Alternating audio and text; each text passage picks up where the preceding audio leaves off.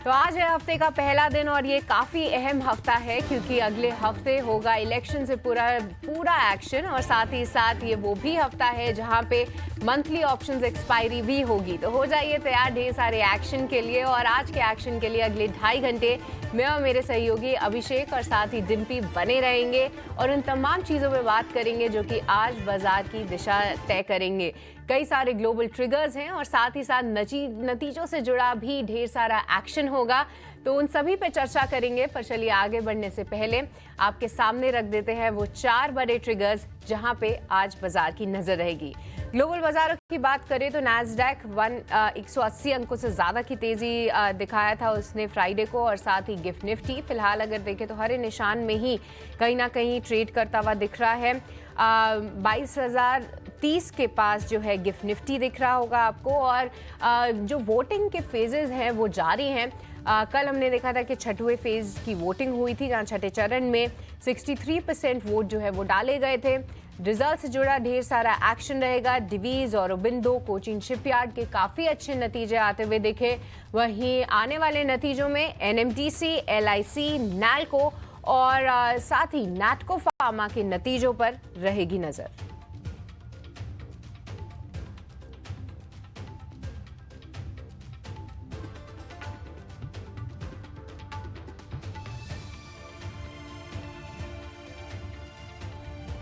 ठीक है, हालांकि हफ्ता अपने आप में काफ़ी इंपॉर्टेंट होगा एक्सपायरी के हिसाब से, अर्निंग्स के हिसाब से, ये सब चीज़ें तो हैं ही, लेकिन इस बीच एक और इवेंट भी है जो आपके तनाव को या फिर मार्केट के प्रेशर को थोड़ा कम करता है। अगर वो आईपीएल मैच अगर आप देखते हैं तो वो आईपीएल मैच में कुछ निर्णायक तस्वीरें दिखी हमको। जरा हम ही समझ लेते हैं अभिषेक से कि इस समय आईपीएल के अंदर क्या तस्वीर बनी, ये पूरी सीरीज़ कैसे गई, लास्ट में कौन से प्लेयर्स बढ़िया रहे, कैसा रहा पूरा सिनेरियो। एक बार जरा आईपीएल के बारे में उनसे थोड़ा आइडिया ले लेते हैं। अभिषेक बताएं जरा। बिल्कुल डिम्पी, जैसा लोगों को उम्मीद थी कि फाइनल होगा वैसा फाइनल तो हुआ नहीं। एक तरफा मुकाबला रहा और इस एक तरफा मुकाबले में कोलकाता नाइट राइडर्स ने तीसरी बार खिताबी जीत हासिल की है। सनराइजर्स हैदराबाद अब तक अच्छा प्रदर्शन करती आई थी, लेकिन फाइनल में बिल्कुल जिसे कहें कि प्रदर्शन ऐसा नीचे गया कि फैंस दुखी हो गए। ना सिर्फ सनराइजर्स हैदराबाद के बल्कि जो क्रिकेट लवर्स है, जो उम्मीद करके चल रहे थे कि एक सुपर संडे होगा, अच्छा फाइनल होगा, उनको जरूर निराशा हाथ लगी है। लेकिन कोलकाता नाइट राइडर्स कई सारे ऐसे पॉइंट्स रहे जिसके चलते ना सिर्फ ये टीम जो थी आईपीएल खिताब की हकदार थी, बल्कि पूरे दमखम के साथ इसने फाइनल को जीता है।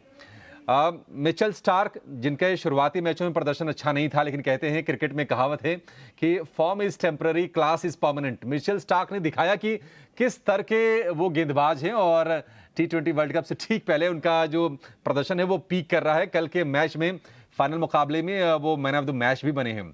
जो दबाव उन्होंने शुरुआत में बनाया उससे आखिर तक सनराइजर्स उबर नहीं पाए और पूरी की पूरी टीम 113 रन पर निपट गई।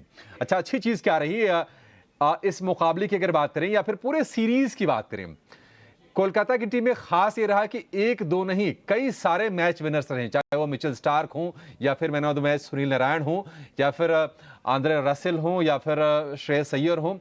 मिडिल ऑर्डर से लेकर अगर हम गेंदबाजी की भी बात करें तो जो अनकैप्ड प्लेयर्स थे, हर्षित राणा हो या फिर वैभव अरोड़ा हो, बहुत ही बेहतरीन गेंदबाजी उनकी तरफ से हुई। वरुण चक्रवर्ती वो भी लीडिंग विकेट टेकर रहे इस आईपीएल में, तो उनके पास मैच विनर्स की कमी नहीं थी।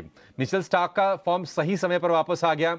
और अगर एक और चीज बात करें, गौतम गंभीर को लेकर बहुत सारी बातें हो रही है। मेंटोर के तौर पर इस बार टीम के साथ जुड़े थे, 2 बार वो आईपीएल खिताब जीत चुके हैं कोलकाता नाइट राइडर्स के लिए पहले, तो वो भी एक डिसाइडिंग फैक्टर हो गया। सनराइजर्स हैदराबाद काफी हद तक वो डिपेंडेंट थे अपने ओपनर अभिषेक शर्मा और ट्रेविस हेड पर, लेकिन दोनों के सस्ते में निपट जाने के बाद पूरा का पूरा माहौल फीका हो गया और कह सकते हैं कि एक निराशाजनक फाइनल हमने देखा। लेकिन तीसरी बार कोलकाता नाइट राइडर्स के हक में तो कुल मिला के जैसे अभिषेक आप बता रहे हो कि जो एक तरफा फाइनल हुआ ना, उसी का कुल मिला के वैसे मजा तो कम हो गया, लेकिन एक तरफा फाइनल से वो वापस से कोलकाता जीतती हुई दिखी है। कोलकाता से क्या तो कुछ तस्वीरें और भी आ रही हैं अलग अलग तरह की, वो हम आपको अभी मौका लगेगा तो आपको ज़रूर दिखाएंगे। वहाँ पे थोड़ा साइक्लोन की सिचुएशन भी चल रही है। खैर, हम थोड़ा आगे बढ़ते हैं, जल्दी से ग्लोबल मार्केट समझ लेते हैं। अभिषेक जरा जल्दी से बता दीजिए ग्लोबल मार्केट्स में क्या होगा, फटाफट से 4-5 पॉइंट में निपटा दीजिए। जी बिल्कुल डिम्पी, आज देखिए, आज तो मेमोरियल डे के मौके पर अमेरिकी बाजार बंद है, लेकिन शुक्रवार का सत्र अच्छा रहा है। और नेस्डेक में करीब करीब 180 अंकों से ज्यादा की तेजी रही है, नए रिकॉर्ड स्तर पर बंद हुआ है, करीब 1% चढ़ा है। डाउ सपाट बंद जरूर हुआ है, लेकिन S&P 500 में करीब करीब 0.25% के आसपास की तेजी रही। दरअसल एनवीडिया अब जो लगातार हम देख रहे हैं कि वहां पर तेजी है, मार्केट कैप में उछाल हम देख रहे हैं, और इसके अलावा जो AI वाले शेयर हैं वहां से अमेरिकी बाजारों में तेजी रही। एनवीडिया का शेयर जो पहली बार $1000 के पार निकल गया है, तो ये एक चीज नोटिस करने वाली चीज है। लेकिन निश्चित तौर पर ब्याज दरों में कटौती को लेकर अनिश्चितता बरकरार है, और ये चीज अमेरिकी बाजारों को थोड़ी थोड़ी परेशान कर भी रही है। आज बाजार वहां पर बंद है, लेकिन अगर आप बाकी अगर ट्रिगर्स को देखेंगे तो बॉन्ड यील्ड 4.4% पर स्थिर है, डॉलर इंडेक्स में हल्की नरमी है। अगर हम क्रूड की बात करें तो क्रूड भी एक रेंज में ही है, $82 के आसपास है। और अगर हम बात करें एशियाई बाजारों की, तो आप देखेंगे गिफ्ट निफ्टी सपाट कारोबार कर रहा है, 23,030 के आसपास है।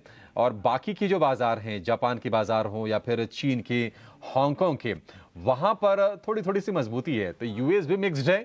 एशिया से भी हम कहेंगे कि अगर आप गिफ्ट निफ्टी को भी जोड़ ले तो ठीक ठाक ही संकेत है, और क्रूड एक रेंज में ही है $82 के आसपास का, तो उसको लेकर ज्यादा तनाव नहीं है। ओवरऑल ठीक ठीक संकेत है। आज संकेत अमेरिकी बाजारों से नहीं आएंगे। अब चलिए यहां से सीधे बढ़ेंगे एफआईज और डीआईआईज की तरफ, और एफआईज डीआईआईज के बाद हम निफ्टी और निफ्टी बैंक में आपके लिए हम रणनीति समझेंगे। कैश मार्केट में 945 करोड़ रुपए की सेलिंग आई है एफआईएस की तरफ से शुक्रवार को, और डीआईआईज की बात करें तो उनकी बाइंग है, थोड़ी सी फिर से स्ट्रांग बाइंग लौट के आई है डीआईआईज की 2320 करोड़ रुपए की। लेकिन निश्चित तौर पर लॉन्ग होल्डिंग बढ़ रही है। डिम्पी बताइए, लॉन्ग होल्डिंग कितनी पहुंच गई एफआईएस की? देखिए एफआईएस की जो लॉन्ग होल्डिंग अभिषेक वो करीब 48% पे आ चुकी है। पिछले 2 दिन में 30% से सीधा 48% आप एफआईएस के यहाँ पे लॉन्ग होल्डिंग आई है। ये आप जश्न कैसे महसूस करते हैं कि एफआईएस मार्केट में आया, आप नया हाई बनाते हुए देखते हैं? आप पिछले 2 दिन में मार्केट को चेक कर लो या पिछले 3 दिन में मार्केट को चेक कर लो, आपको पता लग जाएगा एक एक दिन के अंदर 350 पॉइंट निफ्टी चला, एक दिन के अंदर 1000 पॉइंट बैंक निफ्टी चला, एक दिन के अंदर 1000 पॉइंट से ज़्यादा सेंसेक्स चला। ये एफआईएस की मौजूदगी आपको बताती है। मैं ऐसा नहीं कह रहा कि डीआईज और रिटेलर कम होते हैं। अगर डीआईज और रिटेलर की पोजीशनिंग नहीं होती तो एफआईएस तो 30% पे जाके बाजार को तोड़ चुके होते। लेकिन हमने जब एफआईएस नहीं आए थे उससे पहले भी 22,000 के लेवल्स को बहुत अच्छे से बचाया। 22,200, 300, 400 तक भी हम उन्हीं रिटेल और एफआईएस के दम पर लेके आए, डीआईज के दम पर लेके आए। लेकिन एफआईएस ने जो एक क्रिटिकल एरिया था उसको तोड़ा। क्रिटिकल एरिया क्या था? वो था 22,500, 22,600 का। उसको तोड़ ताड़ के 23,000 के दर्शन आपको करवा दिए। तो फिलहाल मार्केट के अंदर एफआईएस की मौजूदगी वापस आ चुकी है, ध्यान रखा जाए। मैं सारे नंबर्स आपको बताता हूँ, बड़े गौर से सुनेगा। इवेंट से पहले जो एक स्टैंडर्ड होता है ना सबका कि कितना कितना उसके पास होना चाहिए, उतना उतना है। अब इवेंट क्लोज हो में या इवेंट के दौरान जब ये चेंज होगा तो आप यकीन मान लीजिएगा 100% चेंजेस होंगे आपके पोर्टफोलियो में भी। पहला, रिटेल के पास 54% लॉन्ग है। तो सुनते जाइएगा ध्यान से, रिटेल के पास 54% की लॉन्ग पोजीशंस पड़ी हुई है। एफआईएस के पास करीब 48% लॉन्ग हो चुका है इस हफ्ते के अंदर। ये डेरिवेटिव एक्सपायरी का वीक है। इसके अलावा डीआईएस के पास करीब 46% का लॉन्ग पोजीशन इसके पास भी पड़ा है। तो सबका जैसे से होना चाहिए वैसी वैसी पोजीशंस हैं। अब ज़्यादा बढ़ेगा ज़्यादा घटेगा इसके मेरे को चांसेस पिछले अगले 2 दिन में थोड़े कम लग रहे हैं कि एफआईएस तोड़ ताड़ के 70 आ जाएंगे इवेंट से पहले, नहीं लगता। क्या रिटेल और घट जाएगा? नहीं लगता। क्या डीआईएस और बहुत तेजी से बढ़ाएगा? लगता नहीं है। तो लगता ऐसा है कि 2-4 पॉइंट ऊपर नीचे होगा। तो इसलिए मार्केट के अंदर भी कुछ ज्यादा मूवमेंट नहीं आएगा। ये भले ही हम डेरिवेटिव एक्सपायरी के वीक के अंदर एंटर कर गए, लेकिन एक्चुअली में मार्केट जो टिपिकली एक्शन है वो आप लास्ट वीक में छोड़ के आ चुके हो। तो इसलिए इस वीक के अंदर एफआईज, डीआईज और रिटेल की होल्डिंग से मेरे को कोई बहुत बड़ा चेंजेस नहीं दिख रहा, और मार्केट शायद इसी रेंज में रहेगा। 100-200 पॉइंट ऊपर नीचे निफ्टी, और करीब 500 पॉइंट का एरिया में आपको बैंक निफ्टी का छोड़ देता हूं जिसके अंदर मूवमेंट होती रहेगी।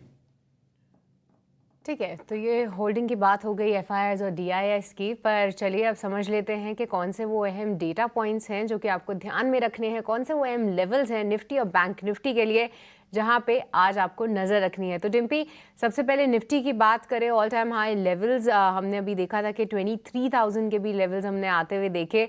क्या आज भी उन स्तरों की फिर से तैयारी करके चलें, और कौन से लेवल्स अहम रहेंगे उन लोगों के लिए जिनके पास एग्जिस्टिंग लॉन्ग पोजीशंस है? देखिए, मैं दोनों का जवाब दूंगा। जब आप 21,800 पे खड़े थे या फिर 22,000 पे खड़े थे तो आपके मन में एक बात चल रही होगी कि हे भगवान, कैसे ना कैसे करके आप इस बाजार को 1000 पॉइंट बढ़ा दो, 23,000 बढ़ा दो, 23,000 तक ले आओ। भगवान ने आपकी सुन ली और 23,000 का लेवल आपकी स्क्रीन पर दिखा दिया। ना केवल स्पॉट में दिखाया बल्कि फ्यूचर में भी दिखाया। ये जो प्रार्थनाएं होती हैं, ये एक्चुअली में प्रार्थना शॉर्ट कवरिंग में होती हैं। ये जो प्रार्थनाएं होती हैं ये एक्चुअली में उस समय बॉटम फिशिंग के तौर पर होती हैं। लेकिन एक बार अगर आपने तपस्या कर ली तो आपको जब फल मिलने का समय होता है तब आप फल लेते भी हो और मार्केट से चले भी जाते हो। कुछ कुछ वैसा ही फीलिंग आप यहाँ पे मार्केट के अंदर कर रहे हैं। आपने जब 22,000 से जर्नी शुरू की थी तो इसको हमने पुल बैक की जर्नी बोला, और ये पुल बैक की भी एक मर्यादा, एक लेवल तक ही तो पुल बैक आएगा। वो पुल बैक 23,000 पे आके खत्म हो जाना चाहिए था। वो एग्जैक्टली 23,000 पे आके खत्म हो गया। सारे डाटा खत्म हो गए और आप देखोगे लेवल्स ना केवल टाइमिंग के हिसाब से भी खत्म हो रहा है, क्योंकि ये वीक अपने आप में 2 दिन तो आप एक्सपायरी का एक्शन में चले जाएगा आपका। वो चला जाएगा बुधवार और बृहस्पतिवार। फिर शुक्रवार को आप यही सोचते रह जाओगे कल एग्जिट पोल वाले क्या दिखाएंगे क्या नहीं दिखाएंगे। तो आप ये 3 दिन तो आपके ब्लॉक हो गए। फिर जब आप मंडे को आओगे 3 तारीख को मेन रिएक्शन दिखाओगे। तो एक्चुअली में सिर्फ 2 दिन बचे हैं, सोमवार और मंगलवार, यानी कि आज का दिन और कल का दिन। इसी बीच में मार्केट को या तो साइडवेज होना है या छोटा मोटी और एडजस्टमेंट्स करनी है, वीक हैंड्स को निकालना है, वो निकालेगा। बस 2 दिन का काम हो रहा है। उसके बाद तो आप हर दिन कहीं ना कहीं एक्शन और इवेंट के तौर पर देखोगे। ठीक, तो इस 2 दिन के अंदर जिनके पास भी निफ्टी की लॉन्ग पोजीशंस पड़ी हुई हैं, देखो जैसे मैंने स्टार्टिंग में कहा, ना ही डाटा शॉर्ट का है ना ही डाटा लॉन्ग का बहुत स्ट्रांग है। आप थोड़ा होल्ड करके बैठो, ट्रेलिंग स्टॉप लॉस लगाओ। एक लेवल की तेजी मार्केट के अंदर आ चुकी है। यहां से क्या बहुत तेजी से बाजार चल जाएगा? अगर चलना होता तो लास्ट के 2 दिन में और चला देता। उसको ये सोमवार वगैरह की वेट नहीं करनी पड़ती, तो वो उड़ा के लेके चला जाता, क्योंकि वो अच्छे से ट्रैप हो गया था। तो इसलिए मार्केट शायद 1 से 2 दिन थोड़ा साइडवेज कंसोलिडेट करेगा। ये पलड़ा थोड़ा लॉन्ग की तरफ ज़्यादा झुका रहेगा, यानी कि तेजी की तरफ थोड़ा ज़्यादा झुका रहेगा। आपको मैं 2 स्टॉप लॉसेस दे देता हूँ। पहला स्टॉप लॉस है 22,800 और दूसरा 22,700। मेरे को लगता नहीं कि इस पूरे वीक में एक्सपायरी वाले दिन को मैं छोड़ देता हूँ, है ना। बृहस्पतिवार को मैं छोड़ दूंगा, थोड़ा बहुत मैं बुधवार को भी छोड़ देता हूँ। बैंक निफ्टी भी ऊपर नीचे करेगा, तो मैं अगले 2 दिन का कम से कम ये बता सकता हूँ। मेरे को लगता नहीं कि 22,700 और 22,800 के लेवल मार्केट ब्रेक करने जा रहा है। यह है पहला पॉइंट क्लोजिंग बेसिस पर। दूसरा, क्या बहुत तेजी से ऊपर आ जाएगा? उसके भी चांसेस कम लग रहे हैं। 23,000 का रेजिस्टेंस है, 23,200 का रेजिस्टेंस है। मान लो 23,000 गैप के साथ हो भी गया पार, तो फिर 23,200 का रेजिस्टेंस है। तो यहां पे आके थोड़ा बहुत आपको रुकना भी पड़ेगा। तो कुल मिला के ये 400 पॉइंट का बैंड हो गया, जिसके बीच में मार्केट अगले 3 से 4 दिन निकालने जा रहा है। तो आपके पास अगर लॉन्ग पोजीशन तो ट्रेल करो। नए वाले लोगों के लिए रिस्क रिवॉर्ड थोड़ा गंभीर है, थोड़ा खराब भी है। उन्होंने पूरी रैली को मिस किया है। अगर वो इवेंट से पहले आप खरीदना चाहते हो तो पहली बात तो समझदारी का काम नहीं कर रहे हैं। दूसरा पॉइंट, अगर उन्होंने ठान ही लिया कि नहीं लेना ही हमको ऐसे में है, तो फिर अपना रिस्क रिवॉर्ड अपना चेक करके लो। कोशिश मेरी तरफ से यही होगी कि मैं आपको बोलूंगा कि 22,800 के आसपास ले लो, 700 का स्टॉप लॉस लगा लो और 23,200 का टारगेट लगा लो। इस केस में आपके पास 400-500 पॉइंट आने के लिए और जाने के लिए 100 पॉइंट का रेशियो हो जाएगा 1:4 का। अगर आप नया लेना चाहते हैं तो थोड़ा वेट कर लो। बोले नहीं सर हम तो सामने ही लेंगे, हम तो जिद्दी हैं। सर आप जिद्दी हो तो फिर सामने ही ले लो, फिर आप सामने ही लो, फिर आप 200 पॉइंट का टारगेट डालो, 200 पॉइंट का स्टॉप लॉस डालो। नहीं तो समझदारी ये कहते हैं कि थोड़ा रुक जाना चाहिए नए वालों के लिए। पुराने वालों के लिए कोई दिक्कत ही नहीं है। एक और चीज, जिनको वॉलेटिलिटी से डर लगता है या जिनको ऐसा लगता है उतार चढ़ाव को नहीं झेल पाएंगे, हमने बड़ी मुश्किल से यहां तक पैसा बनाया है, तो कृपा करके वो धीरे धीरे करके अपना माल खाली करें और बाजार के अंदर अगले 10 दिन के लिए विश्राम भी ले लें। ये 10 जून तक, यानी कि 1 जून से लेकर 10 जून तक मार्केट के अंदर कोई बड़ा मेजर ट्रेड ना ले। उसके बाद पूरा साल आपके लिए खुला है, 5 साल खुले हैं, जहां मर्जी काम करो। तो अगर जिनको ऐसा लग रहा है कि हमसे झेला नहीं जाएगा, अगले 10 दिन के विश्राम के दिन है, वो भले सिस्टम से बाहर जाना चाहे तो खूब जा सकते हैं। ठीक है, तो ये एग्जिस्टिंग लॉन्ग पोजीशंस के लिए आपके लिए रणनीति। पर डिम्पी, अगर किसी के पास शॉर्ट पोजीशंस है और किसी को ऐसा लगा कि जब ये नंबर आ जाता है वहाँ से थोड़ा यू टर्न लेगा बाजार, तो उन्हें क्या करना चाहिए? और क्या इन स्तरों पे भी कोई ऐसे लेवल्स ध्यान में रखें जिनके टूटने के बाद फ्रेश लॉन्ग्स लिए जा सकते हैं? फ्रेश शॉट्स लिए जा सकते हैं, माफ कीजिएगा? देखिए शॉर्ट इस समय नहीं करना चाहिए। मैं उसकी दो वजह बताता हूँ। आपको ऐसा लग रहा होगा बाजार बहुत चल चुका है, बाजार बहुत चल चुका, क्या यही फैसला लेके हमको शॉर्ट करना है? तो ये तो गलत फैसला है ना, क्योंकि अगर बाजार जब टूटने पे आता है तो फिर तो एक्सट्रीम टूटता जाता है। आपको सारा फैक्चुअल डाटा को क्लब करना पड़ेगा। क्या आपकी अर्निंग ने आपको डिस्टर्ब किया? नहीं किया। क्या आपकी इस बार डेरिवेटिव एक्सपायरी ने आपको डिस्टर्ब किया? नहीं किया। क्या इलेक्शंस में जो सरकार जो मार्केट समझना चाहता है, क्या वैसे माहौल बन रहा है? हाँ जी, वैसे ही बन रहा है। तो फिर क्यों शॉर्ट करोगे? क्या इसलिए कि बाजार बहुत चल चुका है, बहुत चल चुका है इसलिए शॉर्ट करेंगे? ये कोई समझदारी वाली बात नहीं है। इसलिए आपको ये बात तय है कि बाजार को चलने में एक नए ट्रिगर, नई ऊर्जा की इस समय जरूरत है, लेकिन क्या यहां से शॉर्ट कर देना चाहिए? ये मेरे को लगता नहीं है। दूसरा पॉइंट, अगर आपको ऐसा लग ही रहा है कि भाई मैं शॉर्ट करना चाहता हूं, तो आप एक काम करो, आप इसको ऐसे ना करके वैसे करो। वैसे कैसे बताता हूं। या तो अपनी लॉन्ग पोजीशंस को कम कर लो, ये एक किस्म से शॉर्ट के बराबर ही है, क्योंकि आपने माल काट दिया ना ऊपर, नीचे आके वापस वही माल ले लेना अगर नीचे आया तो, अगर आपको शॉर्ट पे इतना ही ट्रस्ट है तो। दूसरा पॉइंट, अगर आपने लॉन्ग ले रखा है और आप ये कह रहे हैं जी मैं माल भी नहीं काटूंगा, मैं माल लूंगा, मेरे को कोई और तरीका बताओ, तो फिर आप एक काम करो, इसको थोड़ा सा हेज करवा लो। कैसे हेज करोगे? थोड़ी लंबी अवधि की पुटे प्लस कर लो। अगर आपने लॉन्ग पोजीशंस ले रखी हैं तो ये नेकेड नहीं लेनी है। जिन्होंने बाल ले रखा है सिर्फ उनके लिए हेजिंग बता रहा हूं। थोड़ा बहुत पुट लेनी है तो भले लेके रख लो आप, वो भी ऐसा थोड़ा रिस्क कैलकुलेट करके, ऐसा नहीं कि जितने का माल ले रखा उससे ज्यादा की पुटे ले ली, ऐसा मत करना। ठीक, ये उनके लिए जिनको मतलब कंपल्सरी भी ऐसा हो गया कि भाई हमको शॉर्ट करना ही है। अदरवाइज ना ही डाटा, ना ही मार्केट के फिगर्स, ना ही मार्केट का सिनेरियो, ना ही मार्केट की खबरें कुछ ऐसा बता रही कि इस समय शॉर्ट करना चाहिए। रुक सकता है, साइडवेज हो सकता है, बट टूट सकता है, इसके चांसेस थोड़े कम है। ये निफ्टी को लेकर रणनीति होगी। और निफ्टी बैंक की डिम्पी, हम ना दोनों सवाल एक ही में क्लब कर देते हैं। लगातार दूसरे सत्र में हमने तेजी देखी और रिकॉर्ड हाई से निफ्टी बैंक की दूरी थोड़ी सी और कम हो गई है। तो जिनके पास लॉन्ग है, क्योंकि वहां पर हम देख रहे हैं कि कन्विक्शन आ रहा धीरे धीरे, क्या करें? और शॉर्ट वाले का भी साथ में आप जवाब दे दीजिएगा। देखिए, पहले मैं लॉन्ग वालों का जवाब देता हूँ, उससे पहले एक छोटा सा पॉइंट बताता हूँ। जो ऑप्शंस में काम करते हैं, काफ़ी सारे लोग अब ना फ्यूचर्स में काम ही नहीं करते, उनको ऑप्शंस इतना प्यारा लगता है। मैं आपको सिर्फ एक बेसिक सा एग्जांपल देता हूँ। मार्केट अगर 2 से 3 दिन के लिए साइडवेज हो गया ना, तो आपके कॉल और पुट दोनों की प्रीमियम खाएगा। तो इसलिए ये बात थोड़े सावधानी रखें जो भी ऑप्शंस के अंदर काम कर रहा है। अगर ट्रस्ट नहीं हो रहा हो ना, तो सिर्फ फ्राइडे का सेशन भी जाके चेक कर लो आप। फ्राइडे के सेशन में मार्केट रेंज में था, निफ्टी सिर्फ 10 ही पॉइंट टूटा और तो कुछ नहीं हुआ ना। आप जाके चेक कर लो, 23,000 की कॉल भी लाल निशान में, 23,000 की पुट भी लाल निशान में है। तो मार्केट थोड़ा प्रीमियम ईट कर जाएगा। तो अगले 2 दिन में प्रीमियम ईटिंग होगी, तो इसलिए कॉल और पुट वाले थोड़ा सावधान रहे, ये प्रीमियम ईटिंग हो सकती है। और टिपिकली इस समय मार्केट के अंदर ऑप्शंस का ट्रेड बहुत तेजी से बढ़ता है, क्योंकि इवेंट से पहले कोई बड़ी पोजीशंस लेता नहीं है। टिपिकली लॉन्ग ऑप्शंस में काम करते हैं, इसलिए ऑप्शंस वालों के लिए थोड़ा मैं क्लियरिटी कर देता हूं कि भाई थोड़ा ध्यान से काम करना। अगर नहीं समझ में आया छोड़ दो, अगर समझ में आ रहा है तो छोटे छोटे प्रॉफिट बुक करके सिस्टम से बाहर आ जाओ, और अगर नहीं हो रहा तो थोड़ा हेजिंग वेजिंग करके चलना। अगर आपको नहीं आता तो और छोड़ दो, फिर तो बिल्कुल ही छोड़ना पड़ेगा। बैंक निफ्टी ने देखिए 2% अपने हाई से दूर है। आप निफ्टी को बार बार ऑल टाइम हाई लगा के एंजॉय कराते हो तो बैंक निफ्टी के साथ ये रह जाता है। और बैंक निफ्टी थोड़ा डिले इफेक्ट मारता है, कई बार ये 20 दिन भी ले लेता है, कई बार एक एक महीना भी ले लेता है आपके हाई से और बैंक निफ्टी के हाई बनने में। तो इसलिए कई बार ये थोड़ा समय लेगा। बैंक निफ्टी भी नया हाई बना सकता है और इसी वीक बना सकता है, कोई बड़ी बात नहीं है, क्योंकि बैंक निफ्टी पे कैचअप बाकी है। बट वो भी 2% अगर चल जाए, एग्जांपल के लिए मान लो 50,000 का तो इंडेक्स ही अभी 49,000 का, मैं 1 से 1.5% इसको चला देता हूं तो करीब करीब 49,500 800 तक आ जाएगा। ठीक है, यहां तक आ जाएगा।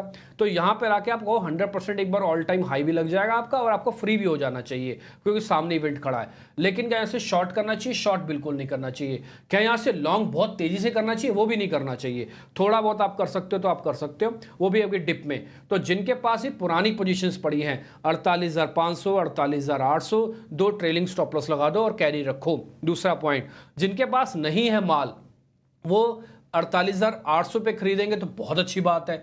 बोले नहीं सर हम तो सामने सामने खरीदेंगे, खरीद लो, फिर सामने भी खरीद लो। फिर 48,800 का स्टॉप लॉस डाल दो सिर्फ 200 पॉइंट का, और कम से कम 500 पॉइंट की वेट करो, 49,500 आपके पास आ जाना चाहिए।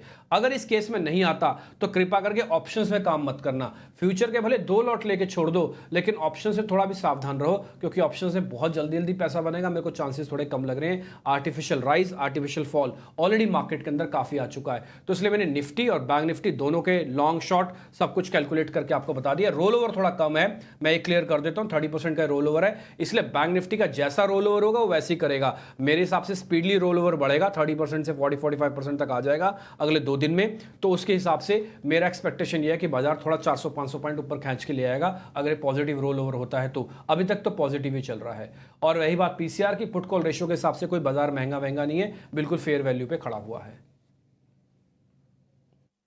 ठीक है, फेयर वैल्यू पर बाजार है, लेकिन बाजार के लिए अब जो सबसे बड़ा ट्रिगर होगा वो होगा चुनावों के नतीजे का।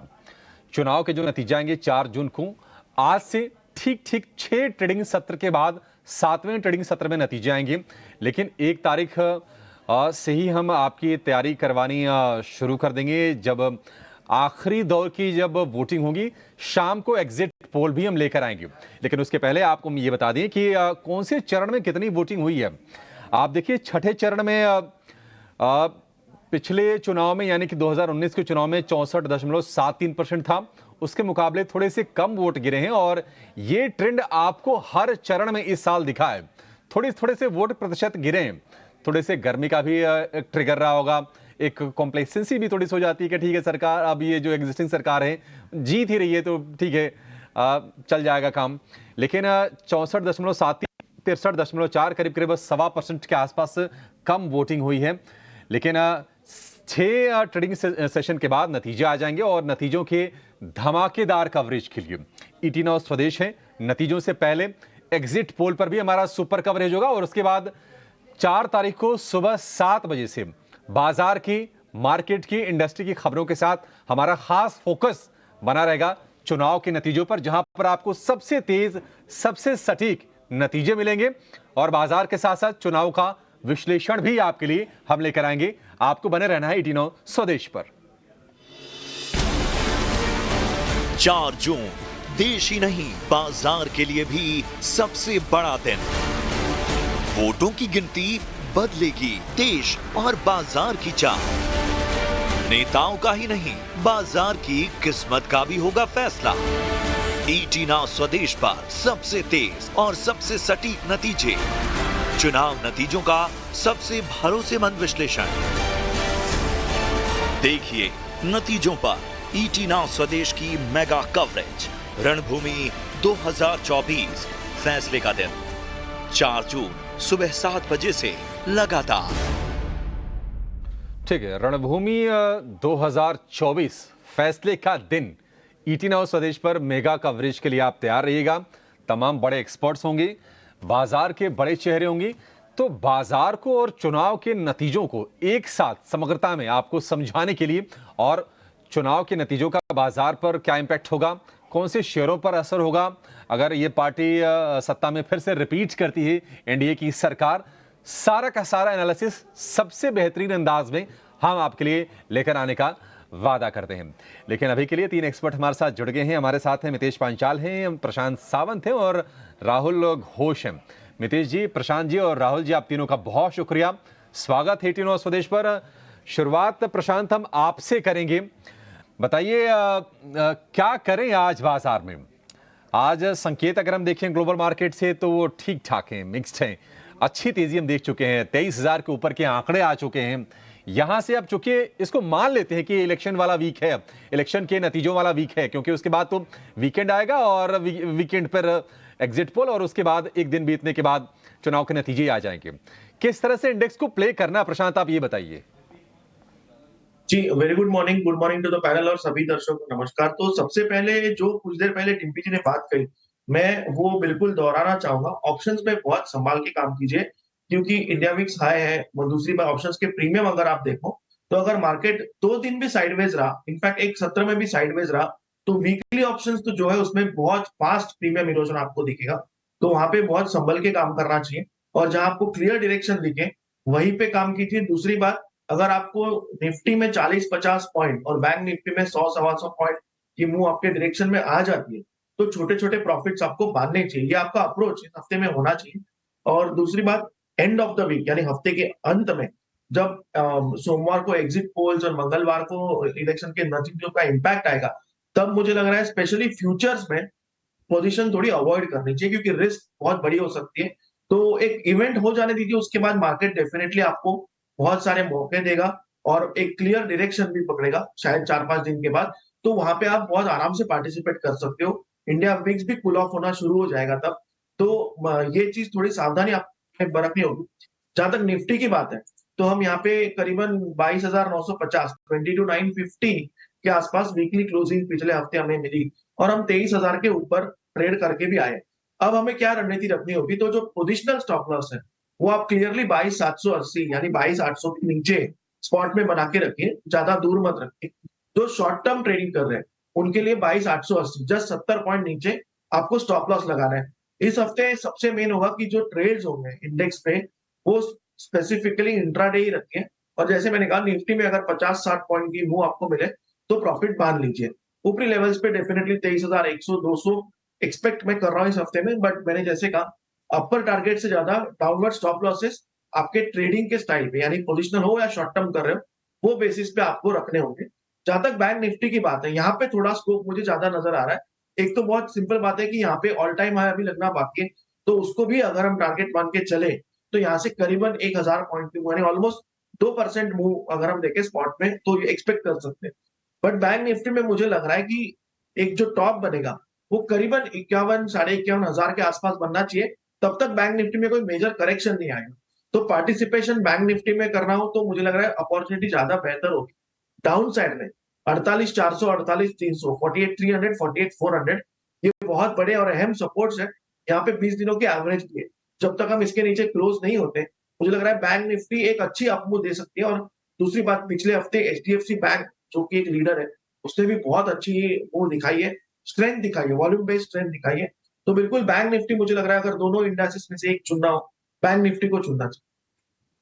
ठीक है, तो दोनों में से अगर एक चुनना है तो निफ्टी बैंक को चुनने की सलाह दे रहे हैं। साथ ही साथ हम देख रहे थे कि एचडीएफसी बैंक से भी काफ़ी सपोर्ट मिल रहा है। पर चलिए अब अपने एक्सपर्ट्स की कॉल लेना शुरू करते हैं और समझते हैं कि स्टॉक स्पेसिफिक एक्शन वो कहाँ होते हुए देख रहे हैं। वेरी गुड मॉर्निंग आप सभी को। एंड मितेश, आपसे शुरू करना चाहेंगे, बताइए आज कहाँ पे रहेगी आपकी नज़र? Good morning Srishti ji, good morning to the panelist Dimpy ji और अभिषेक जी, आपको भी गुड मॉर्निंग। प्रशांत जी ने जो कहा वो बहुत ही सही है कि एग्जैक्टली अभी आपका जो फोकस है वो बहुत ही स्टॉक स्पेसिफिक और ऑप्शंस और इंडेक्स के अंदर बहुत ही सटीक होना चाहिए। Reason being is this that volatility बहुत ही स्ट्रांग आएगी, तो उसी चीज को मद्देनजर रखते हुए हमने भी जो स्टॉप लॉस और टारगेट है ये स्पेशली अगले 10 से 15 दिन के लिए बहुत ही स्ट्रिक्ट स्टॉप लॉसेस और बहुत ही स्ट्रिक्ट टारगेट रखे हैं। सबसे पहला स्टॉक है आईजीएल का। अगर आप आईजीएल का सेटअप देखोगे तो 420 के ऊपर स्टॉक ने बहुत ही एक स्ट्रॉन्ग ब्रेकआउट दिया है based on monthly and quarterly charts, और ये ब्रेकआउट जो है वो सस्टेनेबल है। तो 460.75 के ऊपर आईजीएल को खरीदना है। स्टॉप लॉस यहाँ पे रहेगा 414.25 और टारगेट रहेगा 506.50 का। दूसरा जो स्टॉक है वो है आरसीएफ। हमें लग रहा है कि कहीं ना कहीं पूरे जो फर्टिलाइजर स्पेस है उसमें एक बहुत ही स्ट्रॉन्ग बाइंग बज अभी हो रहा है, और गोइंग फॉरवर्ड सभी फर्टिलाइजर स्टॉक्स में एक बहुत ही शानदार तेजी अगले 10 से 15 दिन में आएगी। तो पूरे फर्टिलाइजर पैक में जिस स्ट्रक्चर सिस्टम और मेथड ने जो सुझाया है वो है आरसीएफ का। आरसीएफ में 152 के ऊपर based on daily and weekly chart formation system और मेथड ने एक ट्रेंड रिवर्सल बताया है, तो 157.25 के ऊपर आरसीएफ को खरीदना है। 142.25 का स्टॉप लॉस रहेगा, 175.50 का यहाँ पे टारगेट रहेगा। तीसरा जो स्टॉक है वो है सनटेक का। सनटेक का अगर आप देखें तो 440 के ऊपर एक बहुत ही स्ट्रॉन्ग रिवर्सल है, और ये रिवर्सल जो है वो सस्टेनेबल है, और स्टॉक जो है बहुत ही स्ट्रांगली और बहुत ही जल्दी एक नई ट्रेडिंग रेंज में एंटर होगा। तो 449.45 पे सनटेक पे ऊपर खरीदने की सलाह रहेगी। 405.25 का स्टॉप लॉस रहेगा और 499.85 का टारगेट रहेगा। और जो लास्ट स्टॉक है वो स्पेशलिटी केमिकल्स है, विनिटी ऑर्गेनिक्स। बहुत ही स्ट्रॉन्ग सेटअप है और बहुत ही लंबे कंसोलिडेशन और करेक्शन के बाद विनिटी ऑर्गेनिक्स अभी एक बहुत ही लंबी छलांग के लिए रेडी हो रहा है। तो विनिटी ऑर्गेनिक्स में 1810.70 के ऊपर खरीदने की सलाह रहेगी। 1628.25 का स्टॉप लॉस रहेगा और टारगेट रहेगा 1990.25 का। तो ढेर सारी कॉल्स मितेश की तरफ से आपके लिए across the board gas sector हो या फिर फर्टिलाइजर स्पेस या फिर केमिकल स्पेस में भी एक्शन देख रहे हैं मितेश। पर इसके अलावा प्रशांत आपसे समझना चाहेंगे, बताइए आज के लिए कहाँ पे है आपकी नज़र? तो सृष्टि में मेरे मेरे जो 2 कॉल रहेंगे, एक सेफर ऑप्शन होगा आईओसी। यहाँ पे बेस बहुत अच्छी बन चुकी है, एक फर्म बेस इन प्लेस है और यहाँ पे मैं स्टॉप लॉस रखूंगा 160 स्पॉट क्लोजिंग बेसिस 160। जो टारगेट होगा वो 185 185 से लेके 190 के जोन में होगा। और नेक्स्ट वीक होगा एसजेवीएन। यहाँ पे एक अच्छी अपमूव आई है, उसके बाद थोड़ा कंसोलिडेशन भी हुआ है। तो यहाँ पे 125 स्पॉट क्लोजिंग बेसिस का स्टॉप लॉस रख के 175 से लेके 180 175 180 ये टारगेट्स हम रख सकते हैं।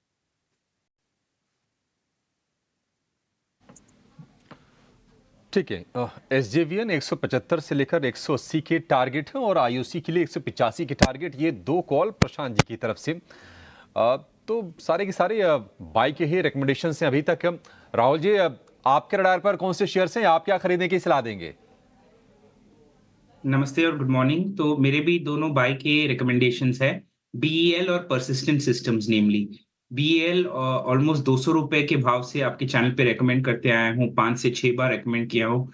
सॉलिड स्ट्रक्चर है, प्राइस कंटिन्यूसली अप जा रहा है और हमेशा एक छोटा सा बेस फॉर्म करके फिर अप जा रहा है। फ्राइडे का क्लोजिंग आप नोटिस करेंगे, एक एनगल्फिंग कैंडल था और एकदम डेज हाई के आसपास क्लोज हुआ था। 296 के आसपास लास्ट क्लोजिंग साथ। तो करंट मार्केट प्राइस पे आप बाय कर सकते हैं। 290 का स्टॉप लॉस रखिएगा और 304 एंड 310 का 2 टारगेट हो सकते हैं।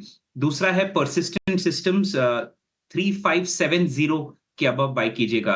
3550 पे चल रहा है, तो आधा % दूर अगर मोमेंटम देखने को मिल रहा है और आज स्ट्रॉन्ग दिख रहा है स्टॉक, तो 3570 के ऊपर बाय कीजिएगा। स्टॉप लॉस होगा 3500 का और टारगेट होगा 3680 का।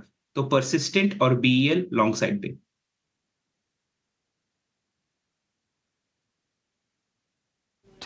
ठीक है, तो ये 2 शेयर आपके लिए और आ गए, ये खरीदारी वाले राहुल जी की तरफ से। बीएल है और परसिस्टेंट है। अब यहाँ से ये जान लेते हैं कि खबरों वाले शेयर कौन से हैं, खबरों के दम पर कहाँ पर एक्शन दिखेगा और नतीजे कौन से हैं। नतीजे बिल्कुल लास्ट लेग में हैं। निफ्टी के 50 में से 48 नतीजे आ भी गए हैं। तो काम करते हैं, नतीजों से शुरू कर लेते हैं, उसके बाद हम शरद से ही जान लेंगे कि खबरों वाले शेयर कौन से हैं। शरद, गुड मॉर्निंग, बताइए कौन से अर्निंग्स फोकस में रहेंगे आज? जी बिल्कुल, गुड मॉर्निंग। तो सबसे पहले बात करते हैं अर्निंग्स में, तो फार्मा के आंकड़े जो है बहुत अच्छे आए हैं। आप देख लीजिए, औरोबिंदो फार्मा, डिविस लैब्स, ये सारे स्टॉक्स में जो है एक अच्छी परफॉर्मेंस आई है। ग्लेनमार्क फार्मा, टोरेंट फार्मा भी इस लिस्ट में आते हैं, जहां पे अनुमान से बेहतर नतीजे आए हैं। अनुमान के मुताबिक नतीजे की बात करें तो आप कह सकते हैं कि नज़ारा टेक जैसे स्टॉक्स और खादिम जैसे स्टॉक्स में जो है इनलाइन सेट ऑफ नंबर्स आए हैं। जो वीक सेट ऑफ नंबर्स हैं उसमें आईक्यू और एनटीपीसी जो है बड़े नाम शामिल होते हैं। कुछ इंपॉर्टेंट न्यूज़ फ्लोज भी है जो हमें फोकस में रखनी चाहिए, स्पेशली अगर हम बात करें औरोबिंदो फार्मा की, तो यहाँ पे एबिडा मार्जिन अबव एस्टिमेट्स आया है। डिविस लैब्स की बात करें तो एबिडा मार्जिन जो है पहली बार 5 क्वार्टर में अगर हम बात करें तो 30% के ऊपर गया है और यहाँ पे ब्रोकरेज अपग्रेड्स भी आए हैं। कोचिन शिपयार्ड हमारा तीसरा स्टॉक रहेगा।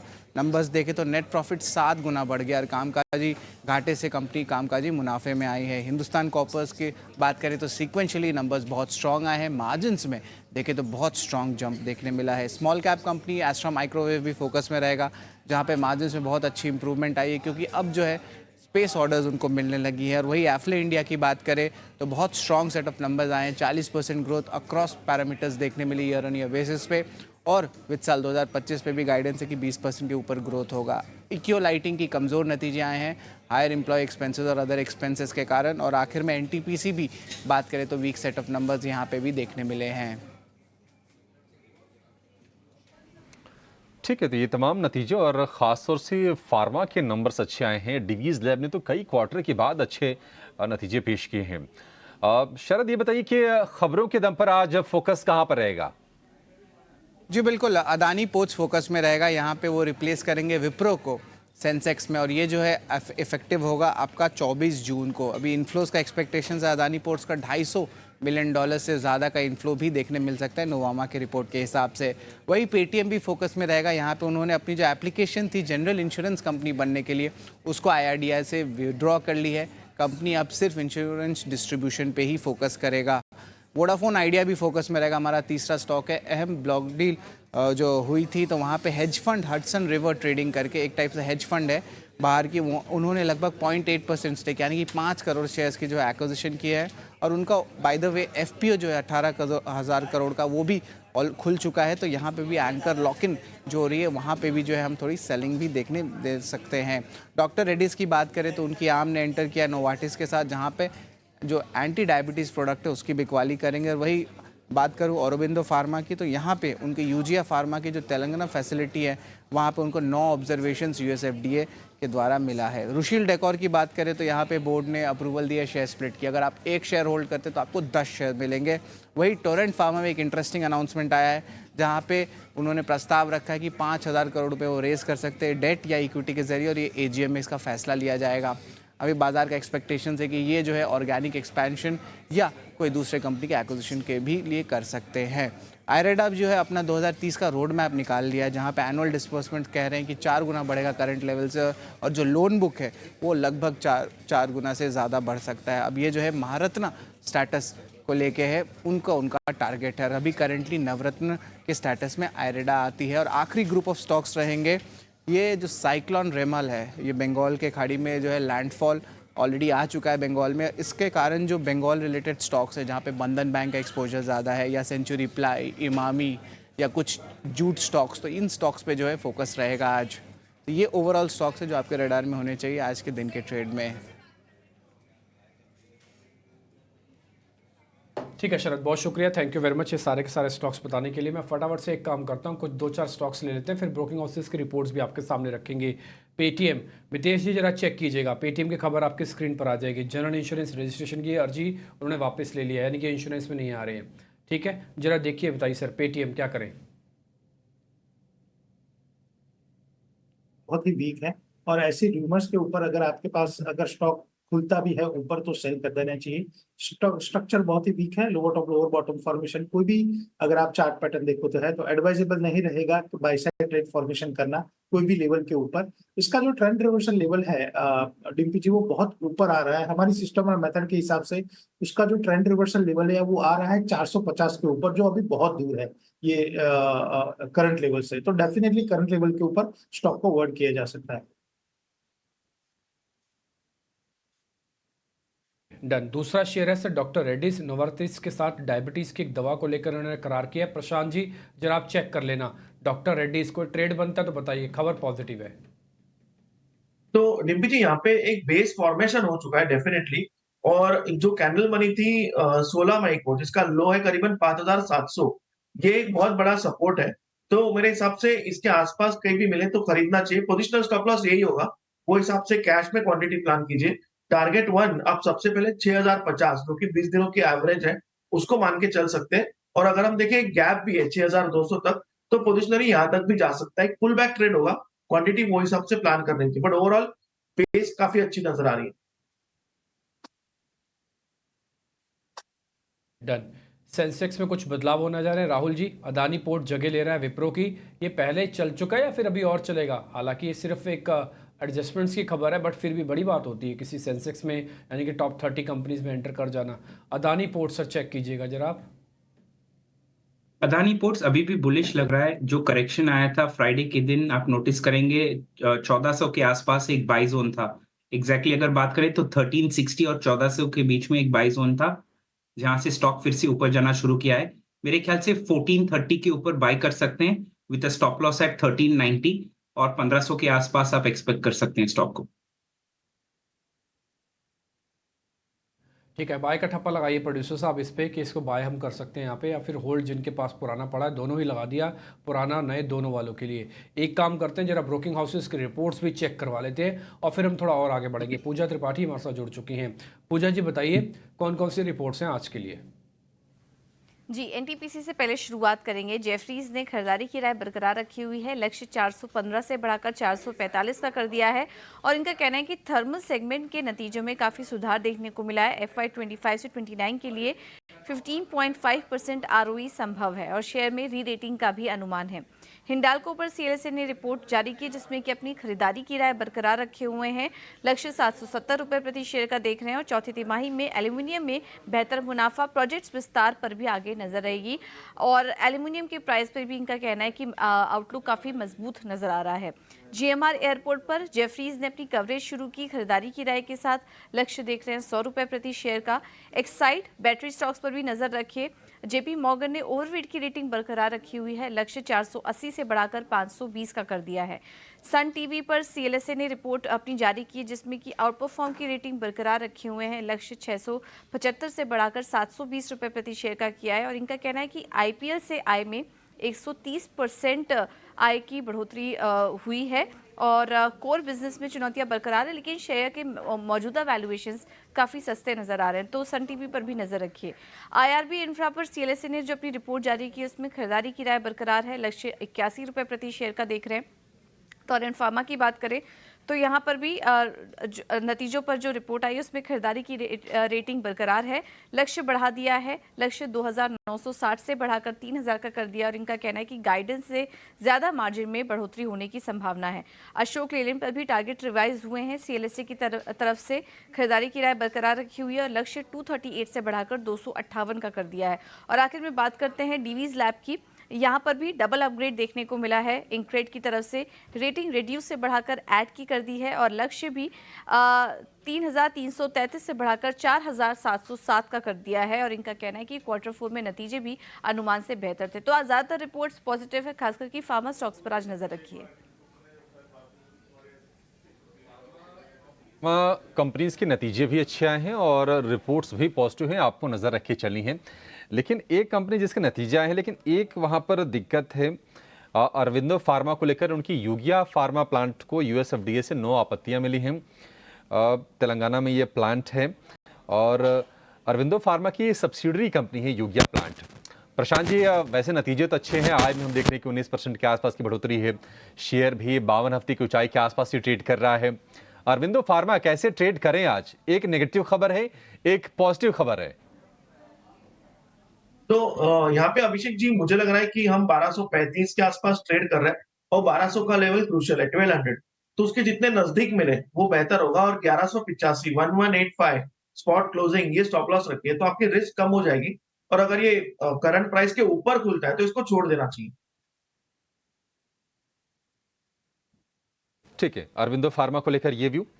अडानी पोर्ट भी आज फोकस में रहेगा क्योंकि सेंसेक्स में बदलाव हुए हैं। सेंसेक्स की जो 30 शेयर हैं उसमें और विप्रो की जगह अडानी पोर्ट उसमें शामिल होगा। 24 जून से ये सेंसेक्स में एंट्री होगी और अडानी पोर्ट्स में करीब करीब 25 करोड़ डॉलर का निवेश संभव है। वहीं विप्रो से जो आउटफ्लो होगा वो होगा करीब 16 करोड़ डॉलर के आसपास। तो निश्चित तौर पर अडानी पोर्ट के लिए पॉजिटिव, विप्रो के लिए थोड़ी सी नेगेटिव चीज़ है ये। मितेश जी, अडानी पोर्ट्स वैसे तो शेयर तेज रफ्तार से चला है, मतलब हिंडनबर्ग के टाइम पर जो लोज बने वहां से तो 2-3 गुना ऑलमोस्ट हो गया शेयर ये। अडानी पोर्ट आपका क्या व्यू है, क्या करना चाहिए? डेफिनेटली अभिषेक जी, अगर आप पूरा अदानी ग्रुप का अगर स्ट्रक्चर देखें तो सभी शेयर्स का जो रुझान है वो बहुत ही स्ट्रांग और पॉजिटिव है। स्पेशली अदानी पोर्ट की बात करें तो 1380 के ऊपर एक डेली चार्ट के ऊपर सिस्टम और मेथड के हिसाब से कंफर्मेशन जो है वो मिला है एक्सटेंशन ऑफ द ट्रेंड का। तो करंट लेवल में रैली जो है वो 1520 तक जानी चाहिए। तो करंट लेवल के ऊपर डेफिनेटली खरीदने की सलाह रहेगी। यहाँ पे आपका जो स्टॉप लॉस है वो रहेगा 1380 और पहला टारगेट 1480 1520 का रहेगा। बहुत ही स्ट्रॉन्ग सेटअप है और डेफिनेटली ये स्टॉक बहुत ही जल्द ये टारगेट्स अचीव करेंगे। तो डेफिनेटली करंट लेवल के ऊपर खरीदने की सलाह रहेगी।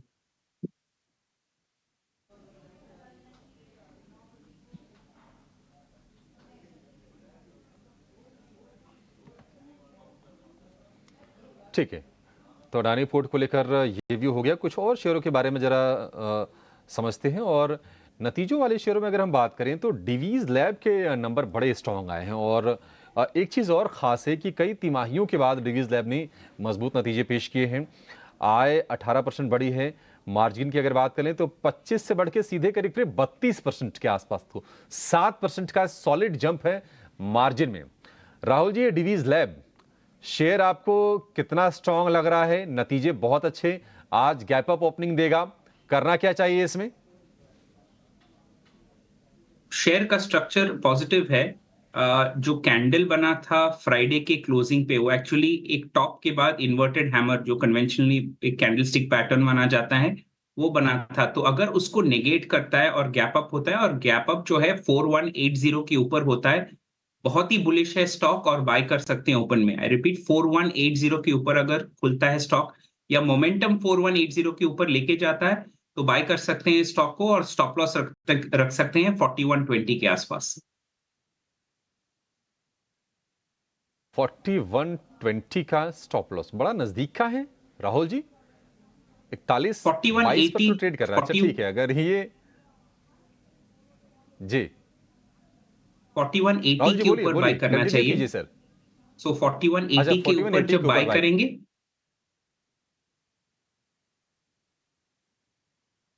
ठीक है, पॉइंट टेकन सर। बिल्कुल 4180 के ऊपर खरीदना है और उस स्थिति में 4120 4120 रुपए का स्टॉप लॉस होगा आपके लिए डिवीज लैब के शेयर में। हमारे साथ जुड़ गए हैं जियोजित फाइनेंशियल के गौरांग शाह। गौरांग जी, बहुत शुक्रिया आपका समय देने के लिए। स्वागत है आपके 18 स्वदेश पर। शुरुआत आपसे गौरांग सर करेंगे वोडाफोन आइडिया के शेयर से। वैसे ये बताएं कि आपने आईपीएल देखा फाइनल सर? क्या कल आपने आईपीएल देखा? जी हाँ, बिल्कुल देखा। धन्यवाद अभिषेक आपका। आप सभी को शुभ प्रभात। और एक नौसिखिए खिलाड़ी की तरह से मेरे ख्याल से सनराइजर्स हैदराबाद ने खेला, जिस प्रकार से पूरे टूर्नामेंट में उन्होंने खेला और फाइनल में जिस तरीके से उनका प्रदर्शन रहा, मेरे ख्याल से बहुत ही बड़ी निराशा सनराइजर्स हैदराबाद के फैंस को हाथ लगी होगी, क्योंकि फाइनल्स में आते हैं तो एक कड़ा मुकाबला हो दो प्रतिस्पर्धा वाली टीमों के बीच में, ऐसा अनुमान और आकलन लगाते हैं। और जिस प्रकार से ये पूरे आईपीएल सीजन में सनराइजर्स हैदराबाद में खेला था, उसको ध्यान में रखते हुए कल जिस प्रकार से मैच खेली, माफी चाहता हूं, लेकिन नौसिखियों की तरह इन्होंने मैच खेली कल फाइनल्स।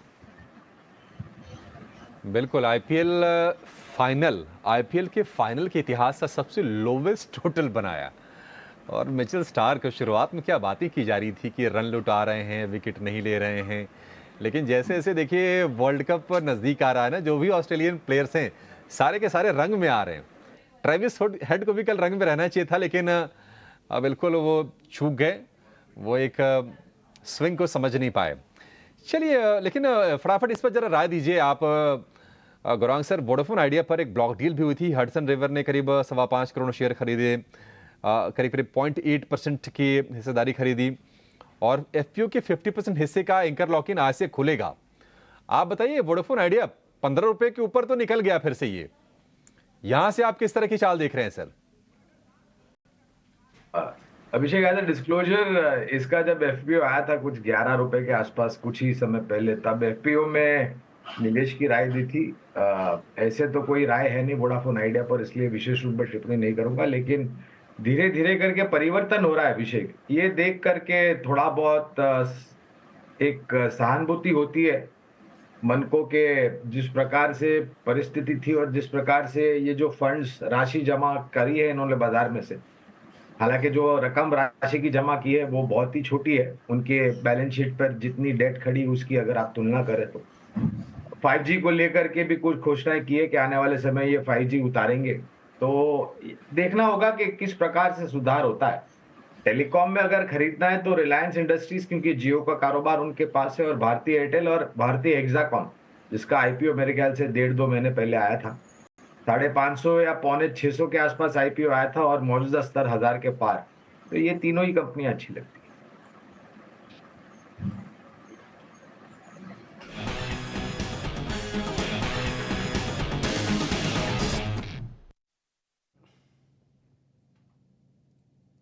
बसिन जी बीच में हमारे साथ जुड़ चुके हैं। बसिन सर, बहुत बहुत शुक्रिया, thank you very much sir. ये हफ्ता बहुत इंपॉर्टेंट है, थोड़ा एक्सपायरी भी है, बाजार भी चला हुआ है, 23,000 आ भी चुका है, 49,000 बैंक निफ्टी आ चुका है। सर पहले एक जरा हमको थोड़ा आइडिया दे देंगे इंडेक्स के बारे में, और इस समय कैसे काम करना चाहिए एक रिटेलर को, थोड़ा पहले इसका आइडिया दे दीजिए, फिर हम स्टॉक्स पे आएंगे सर बाद में। हाँ, गुड मॉर्निंग डिम्पी, आपको भी, अभिषेक को और सृष्टि को। देखिए, मार्केट ने 22,800 पे आपको फर्स्ट वीक में बोला था मार्केट 1000 पॉइंट्स घट सकती है, वहां घटी तो फिर मौका था लेने का, अब मुझे लगता है मार्केट फुली प्राइस्ड है, यहाँ से 500-700 पॉइंट की करेक्शन भी आ जाए कोई बड़ी बात नहीं समझना। अपसाइड ज्यादा नहीं है क्योंकि अब ये फॉरेनर्स की जो शॉर्ट पोजीशन थी वो कवर होनी है और वो generally they are the last man standing. मंदी में भी वो जब बेचते हैं वो बॉटम बनता है, तेजी में लेते हैं तो टॉप बनता है।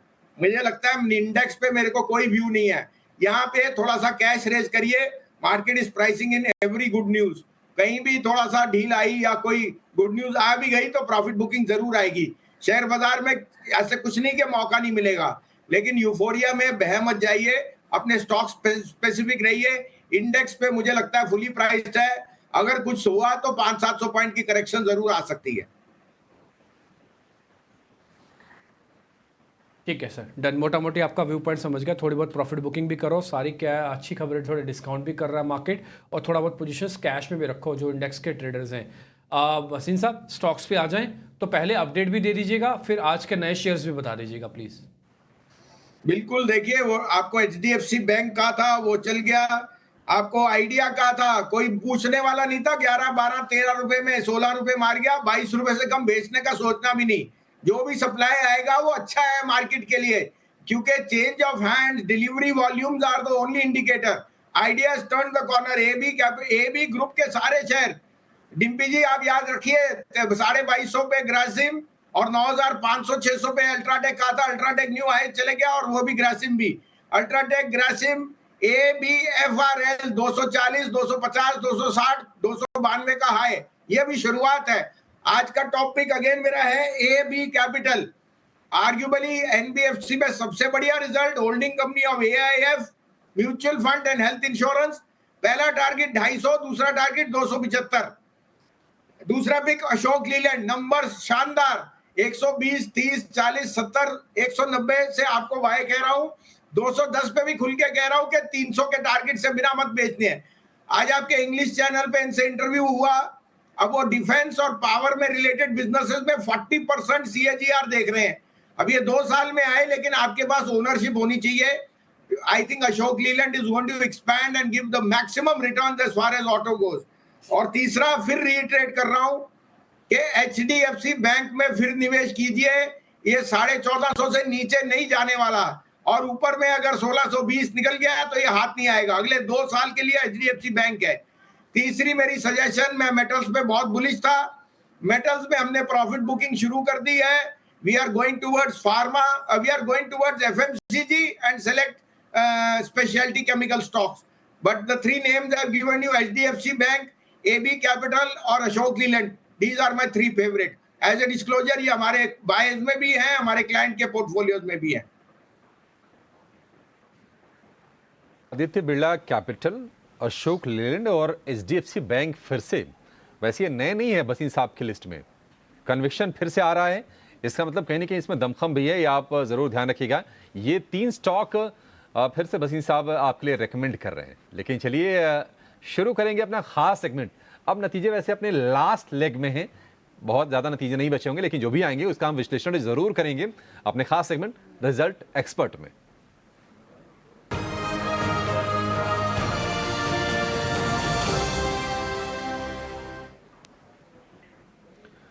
बसीर साहब गुड मॉर्निंग। अरविंदो फार्मा से शुरुआत करेंगे। नंबर्स तो ठीक ठाक दिख रहे हैं, रेवेन्यू 19% बढ़ी है, मुनाफे की बात करें तो 80% का उछाल, एबिडा में करीब करीब 6-6.5% का वहां भी उछाल है। अरविंदो फार्मा क्या करना चाहिए सर? अभिषेक जी, एक पहले आपको एक और पास्ट पे वो याद दिला दूं, 9 रुपए 30 पैसे वाला रतन पावर सर्किट पे है 15.10 पे। एक महीने में बाजार 1000 पॉइंट ऊपर नीचे गया, लेकिन रतन पावर 60% अप है, ये याद रखना। और क्लाइंटों ने जिन्होंने ET स्वदेश देखा, जिन्होंने इन्वेस्टर याद है सर, उनकी हो गई बल्ले बल्ले। औरोबिंदो फार्मा तो बहुत ही टर्न राउंड स्टॉक है, 450-500 से जैसे उसका इंजेक्टेबल और बाकी बिजनेसेस में आगे results are very very good, लेकिन भाव में सब कुछ है। प्रॉफिट बुकिंग का आइडिया है, कोई डिक्लाइन मिले तो लेने की करे, अगर है तो होल्ड करिए, but I would not advise fresh investment, क्योंकि शेयर काफी चल चुका है। ठीक है, चल चुका है, होल्ड कीजिए। डिवीज लैब पर वैसे हम टेक्निकल राय ले चुके हैं वसीम साहब, लेकिन आप जरा इसको फंडामेंटली बताइए। स्ट्रॉन्ग नंबर्स इसके भी हैं और मार्जिन में जो एक्सपेंशन हमने अरविंदो में देखा वही एक्सपेंशन डिवीज लैब में भी है। एबिडा फ्रंट पर बात करें तो 50% का उछाल। डिवीज, आपकी राय? अगेन प्राइस में सब कुछ है, लेकिन out performer stock on contract farming. I think ये बिजनेस ऐसा है जो रुकने वाला नहीं, अगले 3-4 साल रखे तो ये बहुत अच्छा आपको रिटर्न दे सकता है। हाउएवर आज होल्ड की राय है, फ्रेश बाइंग इसलिए नहीं कहूंगा क्योंकि सब कुछ प्राइस में ऑलरेडी प्राइस्ड इन है, wait for corrections to buy more. But ये अगर आपका 2 साल का व्यू है कॉन्ट्रैक्ट फार्मा में, ये सबसे टॉप प्ले है। ठीक है। Cochin shipyard strong numbers, profit की बात करें तो परसेंट में नहीं गुना में बढ़ा है, 6.5 गुना प्रॉफिट बढ़ा है कोचिन शिपयार्ड का। और हम देख रहे हैं कि शेयर भी लगातार ये भाग रहा है। ऑर्डर बुक भी अच्छी खासी है कोचिन शिपयार्ड की। सर बताइए, कोचिन शिपयार्ड क्या बने रहे इसमें, नई एंट्री करनी है या फिर नई एंट्री ठीक नहीं होगी? नहीं, बने रहिए, अगर हो सके तो थोड़ा प्रॉफिट लीजिए। मैं कहूंगा एफएमसीजी और स्पेशलिटी केमिकल में ज्यादा मौका है, मेटल और पीएसयूज में सब कुछ प्राइस में है। और अगर आप अर्निंग भी देखें तो आप आप FY27 की अर्निंग्स प्राइस इन कर रहे हैं। मुझे यार रूम ऑफ सेफ्टी नहीं लगता ऑन द प्राइस फ्रंट। आपको यहाँ पे प्रॉफिट बुकिंग की सलाह है, और अगर आप बने रहना चाहते हैं तो आपको ये लेके चलना है कि 2 साल तक इनमें एक्सपेंशन आने में टाइम लग सकता है। होल्ड की रेटिंग है इन्वेस्टर के लिए, रिटर्न्स हैव बीन सुपरलेटिव। अभी मैं ये कहूंगा बाय मत कीजिए, होल्ड कीजिए और डिप्स पे एनालाइज कीजिए। बट कुछ पैसा यहाँ से मूव करके HDFC bank, Hindustan Lever, Marico, SRF ये इस बास्केट में डालिए जहां पेडिग्री नाम्स हैं और जहां मुझे लगता है next 1 year can be out performer. ठीक है, परफेक्ट है सर। कुछ और फटाफट हम स्टॉक्स पर व्यू लेते हैं आपसे। हिंदुस्तान कॉपर के मजबूत नतीजे हैं, हालांकि हम देख रहे हैं कि मेटल के जो प्राइसेस हैं ऊपर से थोड़े थोड़े नीचे आ रहे हैं, चाहे गोल्ड के हों, कॉपर के हों। अब थोड़ी सी वहां पर सॉफ्टनिंग हो रही है। नंबर स्ट्रांग है इसके भी, मार्जिन 26.5 से बढ़ के 40% के मार्जिन। और अगर हम प्रॉफिट्स की बात करें तो profit double. Hindustan copper sir क्या करें इसमें? प्रॉफिट डबल है, लेकिन शेयर का भाव भी तो 3 गुना हो गया अभिषेक जी। और मैं एज ए शेयर होल्डर हूँ, 35 रुपए पे 3-4 साल हो गए मुझे होल्ड करते हुए। मैंने उस समय पकड़ा था जब मेरे को ये पता है कि हिंदुस्तान कॉपर है smelters which are the largest in 5th largest in the world. और इंडाल्को और नैल्को वगैरह सब TCRC मार्जिन करते हैं। रियल कॉपर स्मेल्टर बनाने में तो 40-40 साल लगते हैं। Unbelievable play, has a lot of value. जैसे जैसे इसमें वैल्यू अनलॉकिंग होगी आउट परफॉर्म करेगा। अभी everything is in the price. और जैसे आपको कहा, हमारी सलाह है कमोडिटीज में थोड़ी सी प्रॉफिट बुक कीजिए, और FMCG, select large cap private banks, वहां पे थोड़ा सा ध्यान दीजिए। ठीक है। एस्ट्रा माइक्रो, अगर हम डिफेंस वाली कंपनीज की बात करें, हालांकि इसने भी बड़े स्टेबल से रिटर्न दिए हैं और स्ट्रॉन्ग नंबर्स इसके भी हैं। 37% आय बढ़ी है, प्रॉफिट 4 गुना 14 करोड़ से बढ़ के 54 करोड़ रुपए पर। एस्ट्रा माइक्रो क्या करें बस इन सब इसमें? नहीं, बिल्कुल होल्ड की रेटिंग है, बाय ऑन डिक्लाइन है। I think numbers are far in excess of जो लोगों ने सोचा था। मैंने चेक नहीं किया कि यहाँ का कोई वन ऑफ तो नहीं है, लेकिन ये अच्छी वेल रन कंपनी है। डिक्लाइन पे लीजिए, होल्ड की रेटिंग है।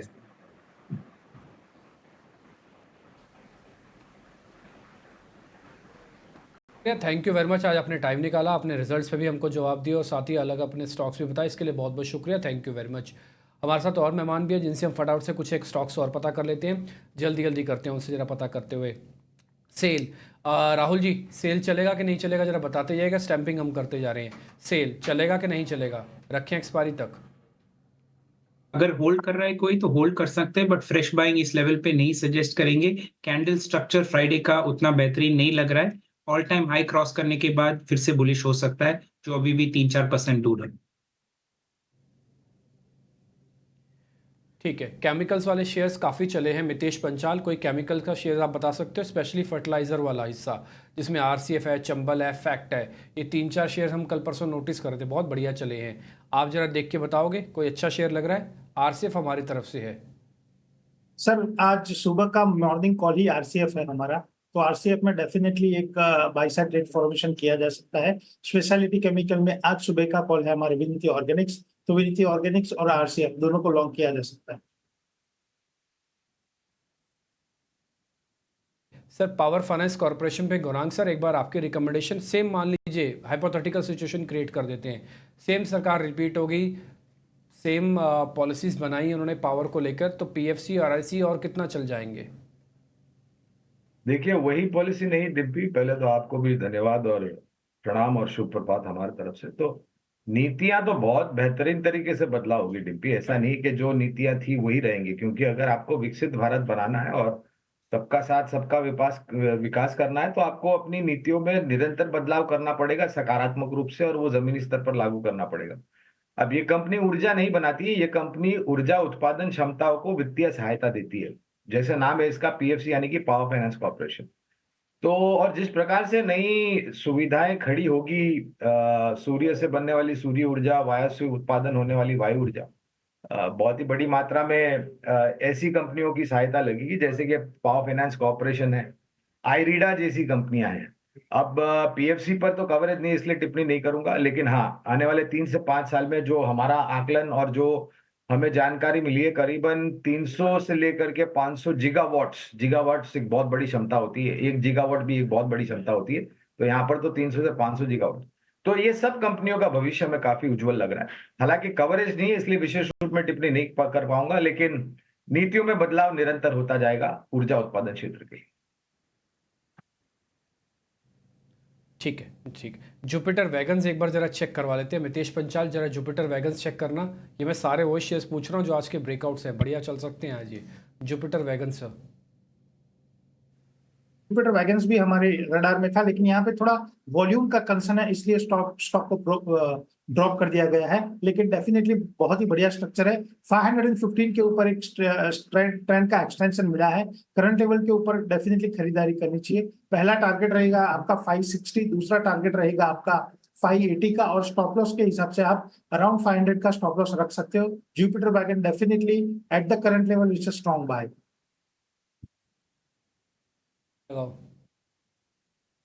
लगाओ 600 तक के टारगेट आपको मिल जाएंगे जुपिटर वैगन्स पे। आपने मोटा मोटी सुन लिया, स्टैंपिंग हमने कर दी बाय की।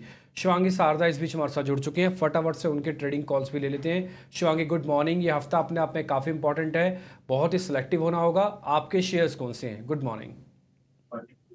Good morning Dimpy, thank you. तो हम देख रहे हैं कि मार्केट जो है लाइफ टाइम हाई लेवल्स पे है, पुट राइटर्स अपने बेस बनाते हुए दिख रहे हैं, एंड काफी अच्छी बाइंग है। वीकली बेसिस पे हमने कंसोलिडेशन भी देखा है, बट कंसर्न एक ही है कि वॉल्स बहुत हाई है। रुको एक मिनट, इंडिया विक्स जो है वो काफी हाई हो रखा है, वॉलेटिलिटी 20 मंथ्स हाई जोन्स पे है। सो ऑफ कोर्स हम सेक्टर स्पेसिफिक एक्शन को कैप्चर करेंगे, and there is a lot of strength in the defence space. तो हम HAL पे पहला नजर जो है वो डाल रहे हैं।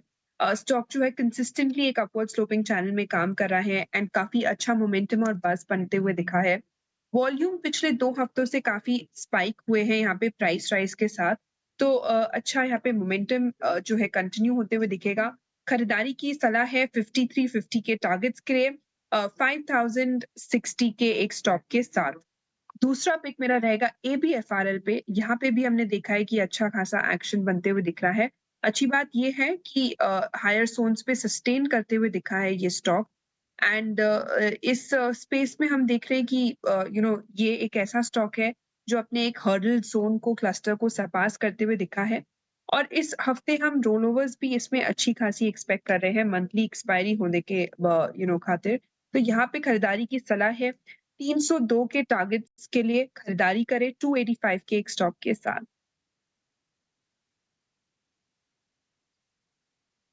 ये शिवांगी, एक तो हिंदुस्तान एरोनॉटिकल्स दिया, बहुत बढ़िया चल रहा है, काफ़ी लोगों का कन्विक्शन हाई है अभी भी इसमें, आपकी तरफ से वो है। दूसरा आप ABFRL के बारे में भी जिक्र कर रहे हैं, ये शेयर्स आपके हमने दोनों नोट कर लिए, दोनों के स्टॉप लॉसेस टारगेट अब अपनी स्क्रीन पर देख लीजिएगा।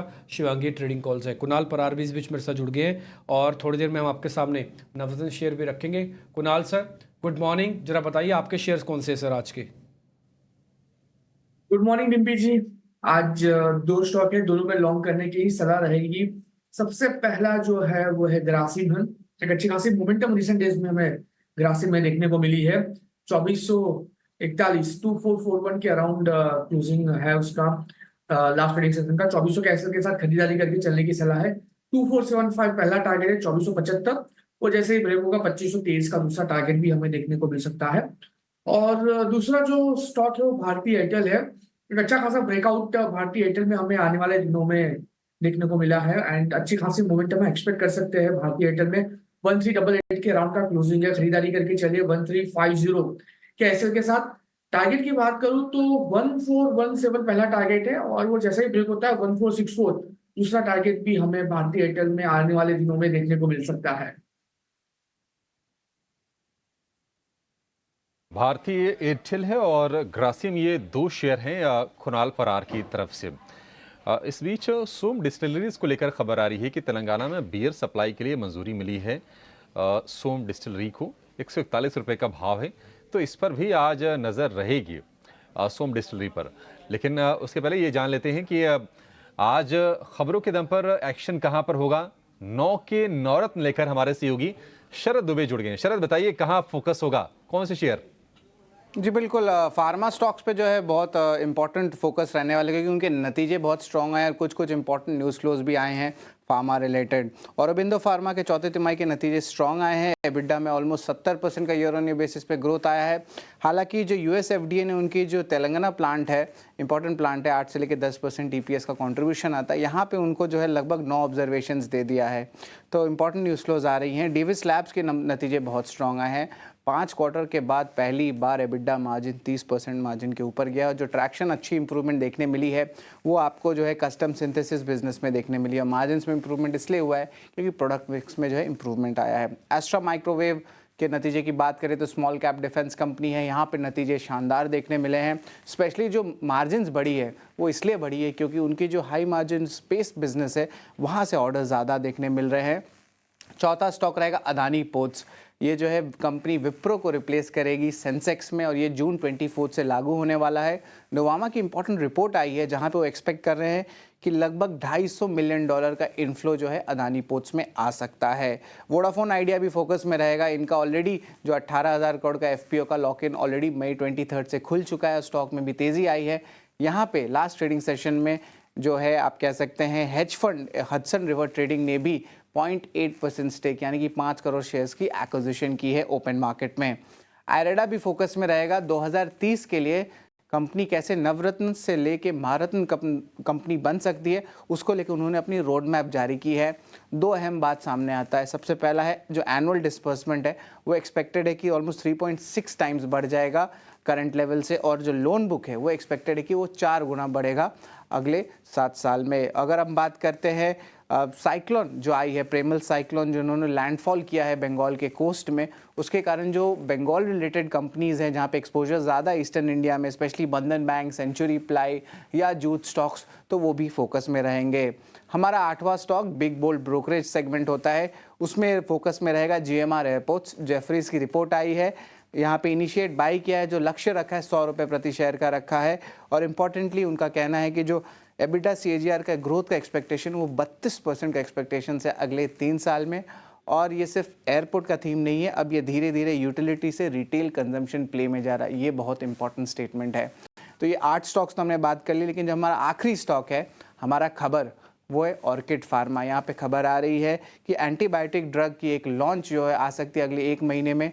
और इम्पॉर्टेंटली देखा जाए तो अप्रूवल्स बहुत जल्दी मिल रहे हैं डोमेस्टिक अथॉरिटीज़ से, और ये 2 या 3 महीने पहले ही आ जाएंगी लॉन्च के लिए। और कंपनी एक्सपेक्ट करेगी कि इस ड्रग से 100 करोड़ रुपए का रेवेन्यू आ सकता है अगले 3 साल में। तो ऑर्किड फार्मा हमारा खबर है। तो ये 9 स्टॉक्स है जो हमारे नवरत्न के स्टॉक्स हैं।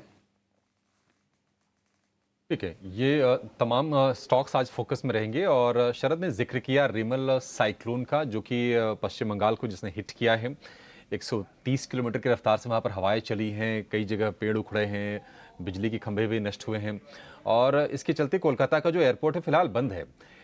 इंटरग्लोब पर आपसे राय जानना चाहेंगे गौरांग सर। हमने शुक्रवार को देखा कि ये भारी गिरावट का शिकार हुआ इंटरग्लोब का शेयर, 3-3.5% तक टूट गया। कुछ फ्लाइट रीशेड्यूल इन्होंने की है और कुछ फ्लाइट्स कैंसिल की हैं। हालांकि ये शॉर्ट टर्म वाला मामला है, बट फिर भी इस शेयर पर आप जरा व्यू दीजिए। इंटरग्लोब एविएशन आपको मौजूदा भाव से कैसा दिख रहा है सर? लग रहा है, और मेरे ख्याल से जिस प्रकार से रुझान रहा है पिछले 6 महीने साल भर का ही, आप अगर इसका चार्ट या फिर इसके भाव देखें तो मेरे ख्याल से बहुत लंबा समय नहीं हुआ है जब ये 3,000 के नीचे कामकाज कर रहा था, अभिषेक। और 4200 के पार फिलहाल। निरंतर ऊपर के तरफ के दायरे देखे और फिर नतीजा है। नतीजों को लेकर के हमें तो ऐसी कोई निराशा नहीं दिखी है। शुद्ध मुनाफे में काफी अच्छा इजाफा हुआ है। रियलाइजेशंस पर सीट भी अगर आप देखने जाए तो वहां पर भी बढ़ोतरी हुई है। नए छोटे हवाई जहाज इन्होंने ऑर्डर किए हैं ताकि कनेक्टिविटी जो छोटे शहरों में है वो सुधार सके। वाइड बॉडीड एयरक्राफ्ट्स का भी इन्होंने ऑर्डर किया है जिससे मेरे ख्याल से यात्रियों की जो संख्या है वो ज्यादा ये बढ़ा सके। और एक बात है, मेरे ख्याल से प्रमोटर पार्टनर से 2 या 3 बारी ऊपर के स्तर पर ऑफलोड हुआ था स्टेक और उसको लेकर के असमंजस परिस्थिति तब भी और आज के तारीख में भी। अभिषेक, हमें लग रहा है कि अगर आपको उड़ान क्षेत्र में कहीं एक शेयर पर नजर रखनी है तो वो मेरे ख्याल से इंटरग्लोब एविएशन से बेहतर कोई स्टॉक हमें नजर नहीं आता। इंटरग्लोब एविएशन से बेहतर कुछ नहीं है और कुछ है भी नहीं, ये बात सच है, इसमें कोई दो राय नहीं है। आपसे शिवांगी राय जानना चाहेंगे एविएशन से जुड़ी जीएमआर एयरपोर्ट जेफरीज की बड़े अच्छे रिपोर्ट इन पर आई है। खरीदारी किराए के साथ कवरेज शुरू किया है, लक्ष्य दिया है 100 रुपए का। हालांकि एक महीने से हम देख रहे हैं कि ये शेयर रेंज में है जीएमआर एयरपोर्ट का। स्ट्रक्चर आपको कैसा लग रहा है इसका? जी, सारे ही इंफ्रास्ट्रक्चर रिलेटेड काउंटर्स अगर हम देखें तो काफी पॉजिटिव है एंड अच्छा सेक्टर प्ले आउट करते हुए दिख रहा है। इनफैक्ट हम जीएमआर इंफ्रा की बात करें तो यहाँ पे भी हमने देखा है कि कंसोलिडेशन हुआ है स्टॉक में वीकली बेसिस पे एंड अच्छी बात यह है कि हायर जोन्स की तरफ होल्ड कर रहा है।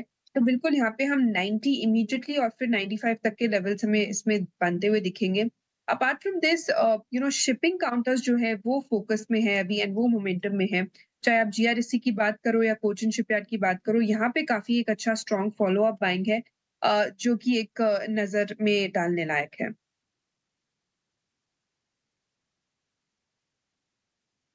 तीन मिनट के बाद बाजार आपको खुलते हुए दिख जाएंगे। इस 3 मिनट के अंदर मैं आपको मोटा मोटी कुछ एक शेयर्स दिखा भी देता हूं और इंडेक्स पे भी एक व्यू आपके सामने रख दिए थे। पहले तो निफ्टी जरा लेके आइए। निफ्टी अगर आपको दिखेगा तो वो बढ़त के साथ दिखेगा 81 पॉइंट की, 23,000 के ऊपर खुल रहा है। पहले भी 23,000 आप देख चुके हो।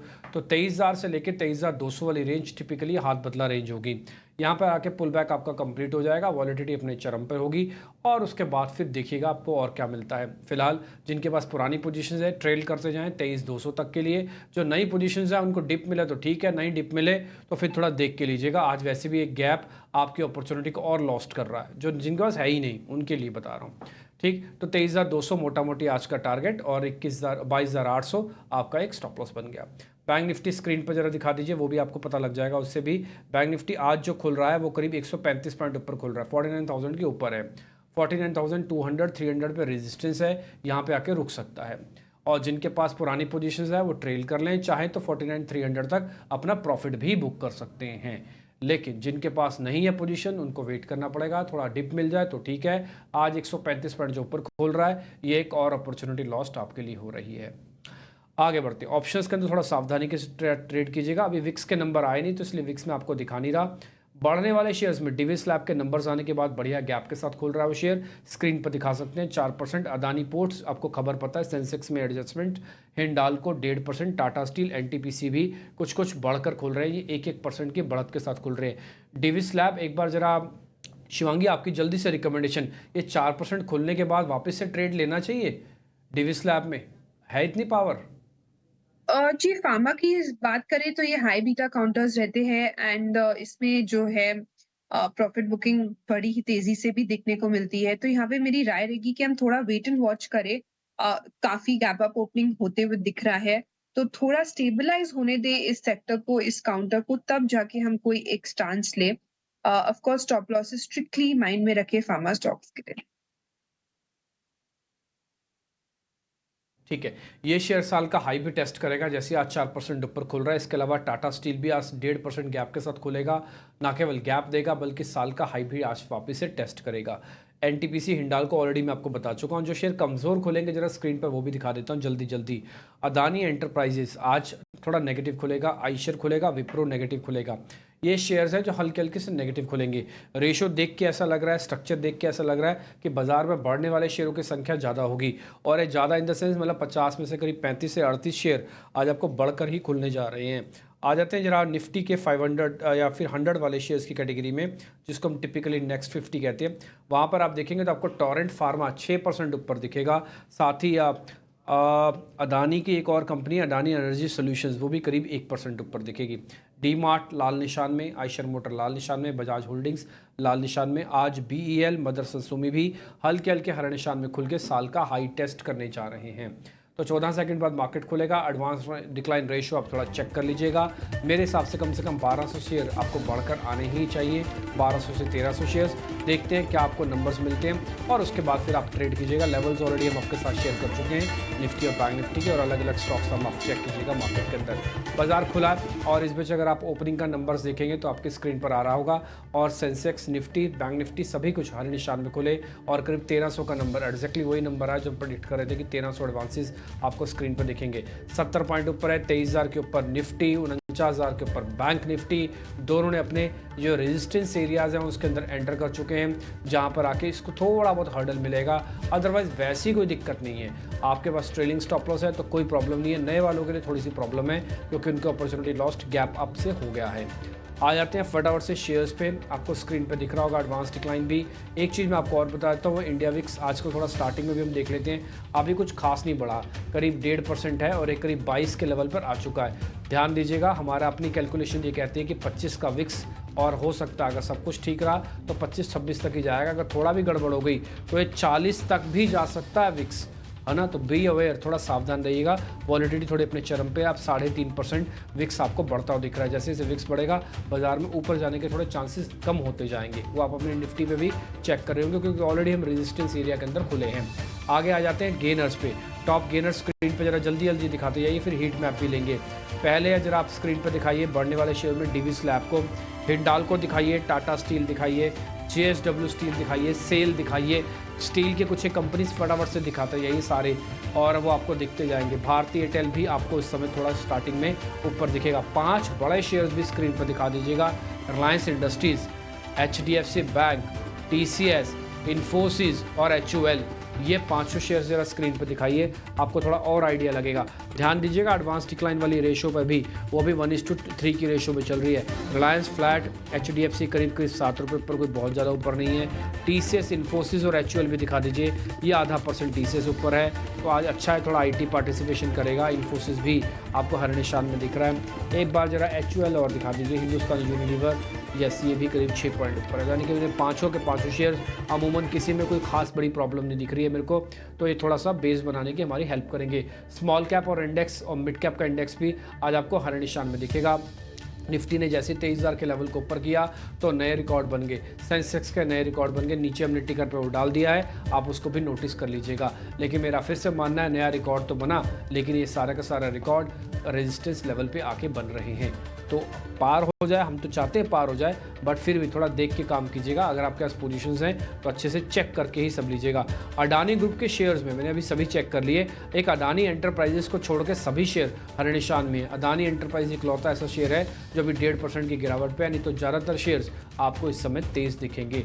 रेशो में कोई खास बड़ा बदलाव नहीं, 1500 शेयर और 500 शेयर आपको स्क्रीन पर वैसे तेज दिख रहे हैं। ठीक, अब जरा हीट मैप आपकी स्क्रीन पर आएगा, आप देखेंगे 3 में से 2 लेयर आपको बकायदा हरे निशान के दिख रही हैं। इसका मतलब मेजॉरिटी हिस्सा आज मार्केट के अंदर पार्टिसिपेट कर रहा है। और जैसे मैंने आपको स्टार्टिंग में भी कहा था, आउट ऑफ 50 शेयर्स निफ्टी के, तो अभी करीब 39 शेयर्स हरे निशान में हैं, और बैंक निफ्टी के आउट ऑफ 12 शेयर 11 शेयर हरे निशान में हैं। तो मेजॉरिटी हिस्सा मार्केट का भी ठीक है, ऐसा कोई दिक्कत चल नहीं रही है। थोड़ी बहुत प्रॉफिट बुकिंग आ भी गई तो आगे क्या फ़र्क पड़ता है, और रेजिस्टेंस तो सामने आपको खड़ा है, आपको हमने नोटिस करवाए हैं स्टॉप लॉसेस टारगेट बार बार।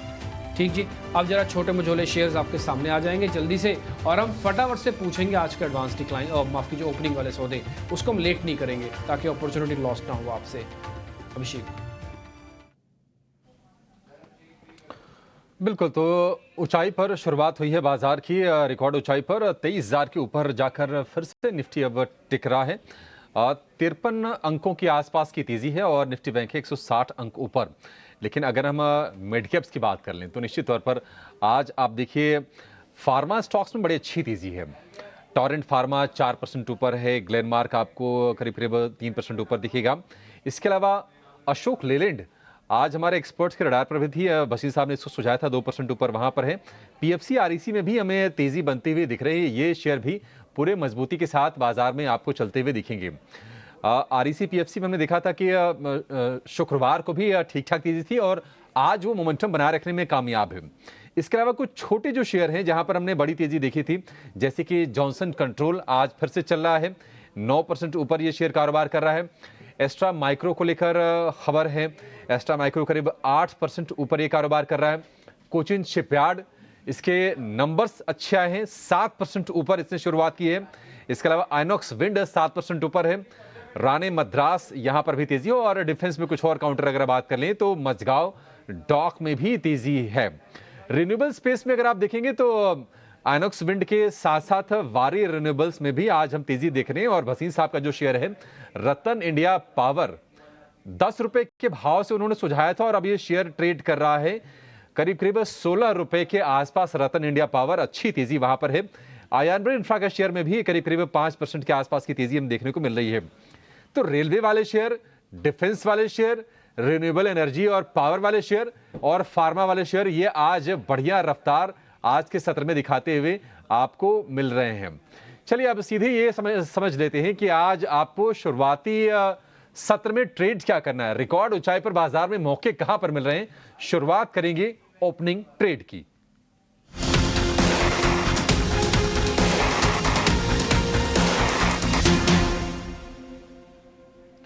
शिवांगी, शुरुआत आपसे करेंगे। बताइए आपके ओपनिंग ट्रेड्स कौन से हैं, कहां पर आप का कन्विक्शन है? ऑटो स्पेस में काफी अच्छा कन्विक्शन है एंड काफी स्ट्रांगली हम देख रहे हैं कि ये स्टॉक्स जो है परफॉर्म कर रहे हैं। तो यहाँ पे मेरे जो पसंदीदा पिक है वो है अशोक लेलैंड। स्टॉक जो है करीबन हम देख रहे हैं कि पिछले 5 हफ्तों से कंसिस्टेंटली हायर हाइस बना रहा है, अच्छी खासी मोमेंटम है एंड आज थोड़े सॉफ्ट ओपनिंग है लेकिन यहाँ पे मोमेंटम जो है वो जारी रहेगा। इस हफ्ते हम रोल ओवर्स इसमें अच्छे एक्सपेक्ट कर रहे हैं मंथली एक्सपायरी के चलते। तो यहाँ पे 222 के लिए खरीदारी की सलाह रहेगी, 210 के एक स्टॉप के साथ। तरफ से कॉल आती हुई अशोक लेलैंड पे, नतीजे भी अच्छे थे और साथ ही उन्हें मैनेजमेंट की कमेंट्री में उन्होंने FY25 की अच्छी ग्रोथ के लिए भरोसा भी जताया। पर हमारे और भी एक्सपर्ट्स हमारे साथ हैं। मितेश, आपसे समझना चाहेंगे कहाँ पे हैं आपकी ओपनिंग कॉल्स? दृष्टि जी, ओपनिंग कॉल से टाटा केमिकल में 1100 के ऊपर एक स्ट्रॉन्ग ब्रेकआउट कंफर्म किया है सिस्टम मेथड ने। तो 1103 रुपए के ऊपर अभी फ्यूचर ट्रेड कर रहा है 1103। यहाँ पे लेने की खरीदने की सलाह रहेगी टाटा केमिकल्स। स्टॉप लॉस आपका रहेगा 1080 का। पहला टारगेट इंट्राडे के लिए 1130, दूसरा टारगेट 1150।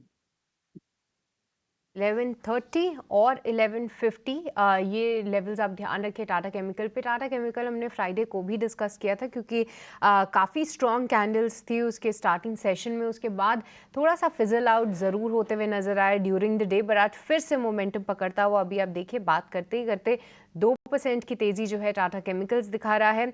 1130 मौजूदा स्तर से स्पॉट लेवल्स पे 25 रुपये ज़्यादा देख रहे हैं मितेश। पर आपसे भी समझना चाहेंगे कुणाल, बताइए कौन से स्टॉक्स आपके रडार पे हैं? एक स्टॉक है, नाम है MOIL मॉइल। 518 के अराउंड फिलहाल स्टॉक ट्रेड कर रहा है, खरीदारी करके चलने की सलाह है 495 के एसएल के साथ। एक अच्छा खासा उछाल हमें स्टॉक में देखने को मिल रहा है। 536 का पहला टारगेट है और जैसे ही 536 ब्रेक होता है 564 का दूसरा टारगेट भी हमें ये स्टॉक दिखा सकता है। तो MOIL खरीदारी करके चलने की सलाह है। ठीक है, एक नज़ारा के ब्लॉक डील आप नीचे देख पा रहे हो कि प्रमोटर ने करीब 6% के आसपास का हाथ बदला किया है, यानी कि ब्लॉक के जरिए अपना माल को बेचा है। नीचे जो खबर आप देख पा रहे हैं, एक बार ज़रा ऊपर इसको लेके आइएगा। नज़ारा टेक के नाम से कंपनी है, एक बार ज़रा इसको स्क्रीन पे लेके आना। नज़ारा टेक 1.5% नीचे है। शिवांगी ज़रा चेक करना नज़ारा टेक। जी बिल्कुल, अगर हम इसका चार्ट स्ट्रक्चर देखें तो यहाँ पे पूरे ही सेक्टर में हमने देखा है कि जहाँ भी थोड़ी बहुत पुल बैक मूव आती है वो फिजल आउट होते हुए दिख रहा है एंड ये स्टॉक कंसिस्टेंटली पिछले 4 महीनों से डाउन ट्रेंड में रहा है। तो मेरी ये एडवाइस रहेगी कि हम इसे अवॉइड करें। कोई बात नहीं, जाने वाले तो जाने दो। एक अपडेट भी था, साथ में आपको शिवांगी ने मोटा मोटी इसके बारे में नोटिस भी करवा दिया। मैं जरा एक दो चीज़ आपको नोटिस कराता हूँ। इंडिया विक्स अभी 5% ऊपर आ चुका है। जैसे मैंने कहा था कि इंडिया विक्स जैसे से ऊपर रहेगा तो बाजार को थोड़ा तकलीफ देगा। और एक और चीज़, बैंक निफ्टी थोड़ा कैचअप रैली करेगा क्योंकि वो लेगार्ड है, इसलिए आप देखोगे बैंक निफ्टी के अंदर करीब आधे % की बढ़त है। इन स्पाइट ऑफ दिस कि विक्स बढ़ रहा है उसको कोई मतलब नहीं है, वो 200 पॉइंट बढ़ चुका है। लेकिन निफ्टी जहाँ पे खुला था वहाँ से करीब आधा हो चुका है। निफ्टी खुला था करीब 80 पॉइंट, अभी चल रहा है करीब 40 पॉइंट, जबकि बैंक निफ्टी कमज़ोर नहीं हुआ। और एक और चीज़, आप 12 में से 11 शेयर्स चल रहे हैं आज आपके। ज़्यादातर जो वेटेज वाले शेयर हैं वो आज पार्टिसिपेट आपको करते हुए दिख रहे होंगे। मैं स्क्रीन पर अगर आप कहोगे तो मैं उनको ज़रा दिखा भी दूंगा, या फिर आप खुद से भी चेक करना चाहें तो कर सकते हैं। अब तो 12 के 12 ही आ गए हैं, एक भी शेयर नहीं है।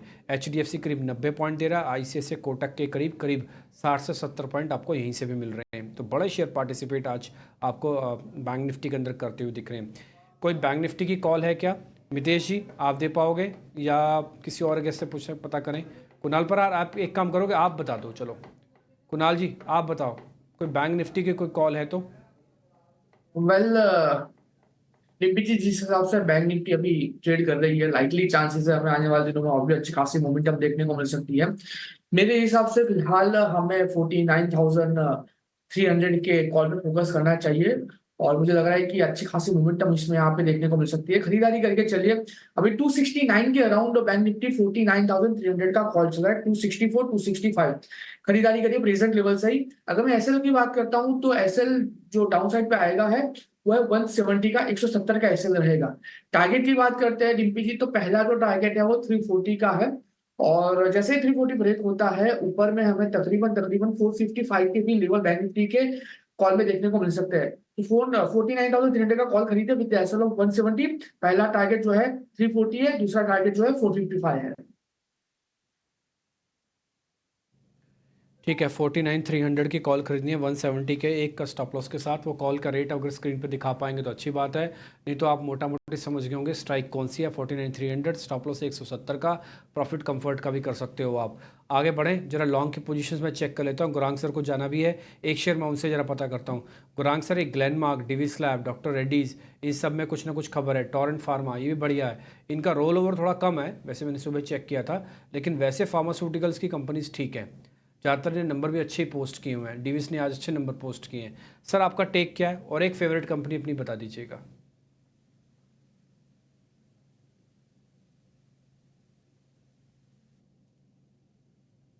सर अनम्यूट कीजिए गुरांग भाई, एक बार अनम्यूट कर लीजिए।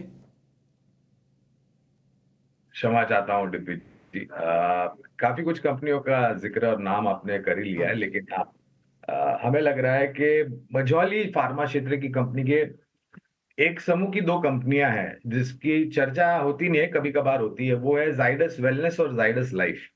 और अगर आप पिछले 6 महीने साल भर का भी रुझान देखें डिम्पी, तो काफी बेहतरीन हुआ है और नतीजे भी जो हमारा आकलन और अनुमान था, कई जगहों पर आंकड़े उससे बेहतर आए हैं।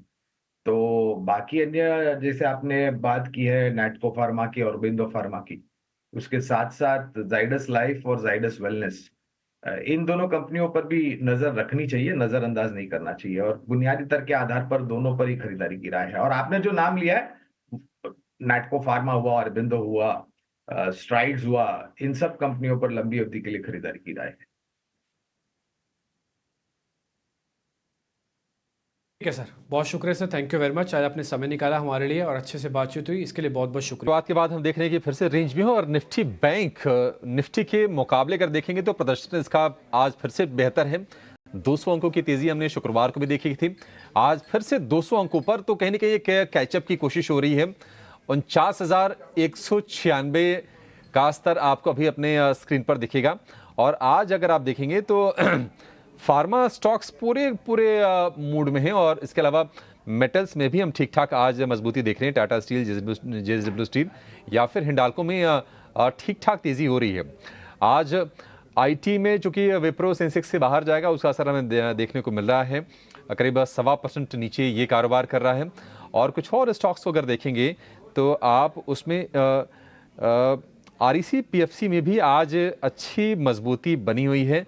REC है 3% ऊपर, PFC है करीब 4% ऊपर कारोबार करता हुआ। गोदरेज प्रॉपर्टीज पर एक व्यू चाहेंगे आपसे नितेश जी। गोदरेज प्रॉपर्टीज जरा चेक कीजिए, कैसा लग रहा है आपको शेयर, ये क्या इसमें कोई मौके बन रहे हैं आपके हिसाब से? सर डिस्क्लेमर के तौर पे ये बताना चाहेंगे कि मॉर्निंग टिक्स में ही हमने हमारे क्लाइंट्स को ये रिकमेंड किया है, क्योंकि जैसे ही स्टॉक ने 1795 क्रॉस किया, वो 15 मिनट्स और आवरली चार्ट के ऊपर एक बहुत ही स्ट्रॉन्ग ब्रेकआउट था, और आज के दिन में एक्सटेंशन ऑफ द ब्रेकआउट के हिसाब से 2850 तक के टारगेट आ सकते हैं। तो हमने ये बाय साइड ट्रेड फॉर्मेशन के लिए आज के दिन के लिए हमारे क्लाइंट्स को इनिशियल रिमार्क्स में बिटवीन 9:15 से लेके 9:25 के बीच में रिकमेंड किया है, तो उनकी बाय साइड ट्रेड पोजीशन हो सकती है।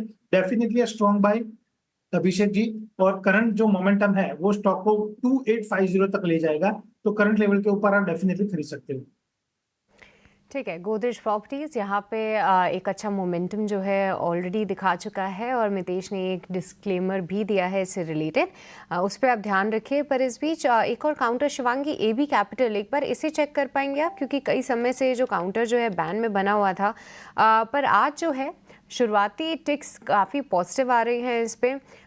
230 के ऊपर जब ये निकला है, कौन से लेवल्स अब ध्यान में रखने चाहिए? जी बिल्कुल अच्छी यहाँ पे इंटरेस्ट बिल्डअप होते हुए दिख रही है, एंड स्टॉक जो है अपने प्रीवियस हर्डल जोन्स को सरपास करने की तैयारी कर रहा है, बट ऑल्दो हमें ये एक लेवल जो है वो ध्यान रखना है। 232 का एक हर्डल जोन है, इसके ऊपर अगर होल्ड करता है तो हम नेक्स्ट 240 तक के लेवल्स जो है इसमें देख सकते हैं। 225 के एक सपोर्ट को हम ध्यान रखें। तो 225 के लेवल्स को जो है ध्यान में रखिए। इस बीच कुछ फार्मा काउंटर्स में लगातार तेज़ी जारी है। ग्लेनमार्क फार्मा पे नज़र डालिए, क्योंकि शुरुआत 3 से 4% तक के मूव के साथ हुई थी, पर अभी अगर आप देखेंगे तो 6.5% की तेज़ी जो है आपको ग्लेनमार्क फार्मा दिखा रहा है। माफ़ कीजिएगा, 7% की तेज़ी अब हो गई है। यहाँ पे कंपनी का कहना है कि डबल डिजिट ग्रोथ वो देख रहे हैं आने वाले साल में, वित्तीय वर्ष 2025 में, और इस बार भी कंपनी के जो नतीजे थे वो अच्छे थे। वहीं डिवीज़ लैब भी अच्छी कॉमेंट्री के चलते 4.5% की जो मजबूती है उसको बरकरार रखे हैं, पर औरोबिंदो फार्मा पे प्रेशर ज़रूर है। एक बार शिवांगी इस पे भी चार्ट चेक दीजिए, क्योंकि मैनेजमेंट की तरफ से कुछ खास कमेंट्री नहीं आई है। सपाट ग्रोथ की उम्मीद कर रहे हैं वो FY25 में, पर कौन से लेवल्स यहाँ पे ध्यान में रखने चाहिए, क्योंकि स्टॉक में एक अच्छा उछाल हमने ऑलरेडी देखा है। तो जिन लोगों के पास पहले से है, क्या ये मौका है निकल जाने का? जी बिल्कुल, स्टॉक में हमने पिछले 3 हफ्तों से एक अच्छी मोमेंटम बनते हुए दिखी है, बट कहीं ना कहीं हम देख रहे हैं कि लास्ट वीक भी हमने देखा है कि 1230 के ऊपर जो है सस्टेन नहीं कर पाया स्टॉक। 1250 भी एक क्रॉस करना एक हर्डल जोन्स बनते हुए दिख रहा है, तो जरूर प्रॉफिट्स बुक करते रहे। कन्विक्शन जो है वो थोड़ा स्लाइटली लेस है स्टॉक में, तो बिल्कुल स्टॉप लॉसेस के साथ काम करें। ठीक है। देखिए, निफ्टी धीरे धीरे करके अपनी सारे बढ़त को खो रहा है। निफ्टी के फ्यूचर्स से बाकायदा लाल निशान में आने को हो रहे हैं। सिर्फ अब 2 पॉइंट ही बड़ा रह गए हैं, और निफ्टी भी करीब 16 पॉइंट ही ऊपर रह गया। ये 80 पॉइंट खुला था। विक्स करीब 5% ऊपर है। विक्स के अंदर 1 पॉइंट की भी कमी नहीं आई है। यही बात हमने थोड़ी देर पहले आपको नोटिस करी थी कि थोड़ा हाई विक्स है। बाजार ने रेजिस्टेंस एरिया में लैंड किया। देखो, आपका जहाज उतरा ही रेजिस्टेंस एरिया दुश्मनों के एरिया में है, तो आप पहले उनसे पार पाओगे तभी तो आप आगे बढ़ोगे। तो आप उस एरिया में उतरे हुए हो। अभी तो थोड़ी पड़ताल हो रही है, देखा जा रहा है, और मेरे को लगता नहीं कि आज बहुत मेहनत करने के मूड में है मार्केट। थोड़ा बैंक निफ्टी ठीक है, वो कैचअप रैली करना चाहता है, और एक्चुअली में वो भी अपने नया हाई के बेहद करीब है, नया हाई लगाना चाहता है, इसलिए उसके अंदर आप थोड़ा मोमेंटम देख पा रहे हो। सारे के सारे शेयर तेज़ भी हैं, और अभी भी 190 पॉइंट ऊपर है, जबकि निफ्टी ऑलमोस्ट अपनी सारी ही बढ़त खो चुका है। जबकि आज मैंने आपको सुबह सुबह TCS और इन्फोसिस भी दिखाया था, आपको अगर याद होगा तो मैंने बताया था कि सुबह पहले 500 के 500 शेयर, उसमें से सिर्फ एक बैंक का हम लेते हैं, इसके अलावा तो सभी शेयर्स नॉन बैंकिंग लेते हैं। वो सब तेज़ थे, अभी भी तेज़ है TCS, लेकिन उसके बावजूद भी निफ्टी को अभी भी सहारा नहीं मिल रहा। कौन से शेयर कमज़ोर कर रहे हैं? वो कर रहे हैं रिलायंस इंडस्ट्रीज़, वो कर रहा है मारुति, आप ज़रा स्क्रीन पर दिखाइए, अदानी एंटरप्राइजेस, M&M, ये सभी के सभी शेयर्स कमज़ोर हैं। आज रिलायंस की वेटेज मार्केट को थोड़ी परेशान कर रही है, डेज लो पे खड़ा है। ठीक, तो बाजार के अंदर थोड़ा संभल कर आराम से ट्रेड करने की ज़रूरत है। ऑप्शंस वाले कृपा करके ज़्यादा सावधान रहें, आपके कॉल्स और पुट दोनों तोड़ देगा ये मार्केट अगर साइडवेज होगा, जिसकी प्रोबेबिलिटी बहुत ज़्यादा है। मैं आपको बता रहा हूँ, अगले 2 दिन मार्केट साइडवेज रहने की प्रोबेबिलिटी बहुत ज़्यादा है। ये कुछ नहीं करेगा, और आपको सिर्फ ये उम्मीद जगा के करेगा कि अच्छा अभी कुछ करने वाला हूँ, और अभी मैं तोड़ने वाला हूँ, और अभी चलाने वाला हूँ। दोनों केसेस में दोनों से पैसे ले जाएगा। थोड़ा सावधानी के साथ ट्रेड कीजिएगा। प्रशांत सावंत हमारे साथ वापस जुड़ गए हैं। एक बार जरा उनसे भी बातचीत कर लेते हैं। प्रशांत जी, बाजार खुलने के बाद कोई आपने ट्रेड देखा है क्या? जी डेफिनेटली डिम्पी जी, मुझे लग रहा है कि IRFC एक अच्छी मूव दिखा रहा है, करीबन 190 पे ट्रेड कर रहा है। यहाँ पे हम 175 का स्टॉप लॉस रख के एक पोजिशनल बाय कर सकते हैं। टारगेट हम 210 तक के रख सकते हैं, 210। ओवरऑल वॉल्यूम्स भी पिकअप हो रहे हैं और एक अच्छा ब्रेकआउट भी नजर आ रहा है, और जो पिछले वीक हाई बना था उसके ऊपर ऑलमोस्ट सस्टेन भी कर रहा है, तो काफी अच्छा प्राइस पैटर्न नजर आ रहा है। तो मुझे लग रहा है IRFC में पार्टिसिपेट करना चाहिए। दो शेयर में आपको हमेशा से नोटिस कराता हूँ जिनका अच्छा बेस बना हुआ है। फर्स्ट बेस है एक तो टाटा केमिकल्स का, मितेश पंचाल ने ऑलरेडी आपको बता दिया कि वो शेयर चल सकता है थोड़ा सा, अभी 2-2.5% ऊपर है, 11.10 तो हो गया उसका रेट। ठीक है जी, ये थोड़ी सी रेंज थोड़ा टफ है, ये पार कर जाएगा तो फिर बढ़िया भी चलेगा ये। ठीक, दूसरा शेयर मैं आपको दिखाता हूँ। दूसरा शेयर है UPL। एक बार जरा UPL भी स्क्रीन पर दिखाइए। देखिए खिसक खिसक के 524 हो गया। ये शेयर 480-485 का बेस बनाने के बाद आज ये 525 का आके खड़ा हो गया। ये शेयर भी ऐसा शेयर है, इसको शायद गिरावट का और बढ़त का कोई बहुत बड़ा फ़ायदा नहीं मिलेगा। ये तो अपनी प्रॉब्लम से जूझ के बाहर आ रहे हैं। एक काम करते हैं, कुणाल परार से पता करते हैं। कुणाल जी, जरा UPL पे आपके रिकमेंडेशन। अब इसमें जो ट्रेलिंग स्टॉप लॉस है 500 का लगाएं जिनके पास 500 के नीचे की खरीद है, और दूसरा जो अभी सामने सामने खरीद रहे हैं उनका स्टॉप लॉस क्या है? वेल डीपी जी, अगर सामने सामने खरीदना चाहते हैं तो उसके लिए जो एसएल यहाँ पे आएगा वो है 510 का एसएल आएगा। एंड टारगेट की बात कर लेते हैं, 524 के अराउंड स्टॉक ट्रेड कर रहा है। 510 का आप एसएल मेंटेन करके चलिए। 535 का पहला टारगेट है, 535 ऐसे ब्रेक होता है। 552 का दूसरा टारगेट भी स्टॉक में हमें देखने को मिल सकता है। और यहाँ पे बहुत ही बढ़िया है, अगर स्टॉक 552 भी ब्रेक कर लेता है तो वन वे स्टॉक में हमें 620 तक की भी मोमेंटम देखने को मिल सकती है। सो प्रेजेंट लेवल से खरीदारी करके चलने की सलाह है। और जिनके पास ऑलरेडी होल्ड है इनके लिए भी एसएल डीपीजी 510 का ही रहेगा। एंड मैं कहूंगा कि इसको होल्ड करके रखिए, बहुत ही बढ़िया मोमेंटम हमें ये स्टॉक में आप कह सकते हो कि जून जुलाई में ही देखने को मिल जाएगी। ठीक है, UPL को लेकर ये व्यू कुणाल जी का, लेकिन आपसे मितेश जी जरा राय चाहेंगे संवर्धन मदरसन पर। छोटी छोटी तेजी करके ये शेयर लगातार मोमेंटम में है, करीब करीब 125 रुपए के भाव से, और अब तो भाव 145 रुपए के आसपास पहुंचने वाला है संवर्धन मदरसन का। लगातार तेजी है इसमें, क्या आप इसमें ट्रेड बनते हुए देख रहे हैं? कोई फ्रेश लॉन्ग करें संवर्धन मदरसन को? अभिषेक जी, बहुत ही अच्छी तरीके से ये स्टॉक को आपने नैरेट किया है, धीरे धीरे करके चला है। That is the perfect definition for the stocks, what we call in technical terminologies slowly and gradually इसमें ब्रेकआउट आ रहा है। और जो आप मेथड बता रहे हो स्लोली एंड ग्रेजुअली, उससे हुआ क्या है कि सर पहले वो डेली में कंफर्म हुआ, उसके बाद वो वीकली में कंफर्म हुआ, और 142 के ऊपर अभी ये मंथली में कंफर्म होने जा रहा है। तो जब मंथली पे कंफर्म होता है तो उसका ट्रेंड रिवर्सल और एक्सटेंशन ऑफ द ट्रेंड जो है वो थोड़ा और चल सकता है। तो हमारे हिसाब से 135 के स्टॉप लॉस से 143 पे संवर्धना मदरसन सुमी को डेफिनेटली लॉन्ग करना चाहिए। आपका पहला टारगेट रहेगा 160, दूसरा टारगेट रहेगा 170। ये जो स्लो एंड ग्रेजुअल प्रोसेस है स्टॉक को आगे बढ़ने की, वो बहुत ही बेहतरीन है, और हर एक लेवल के ऊपर स्टॉक में एक बहुत ही बढ़िया डिलीवरी बेस्ड वॉल्यूम भी हो रहा है। तो डेफिनेटली बहुत बढ़िया स्टॉक है, ये लेवल के ऊपर खरीदने की सलाह रहेगी।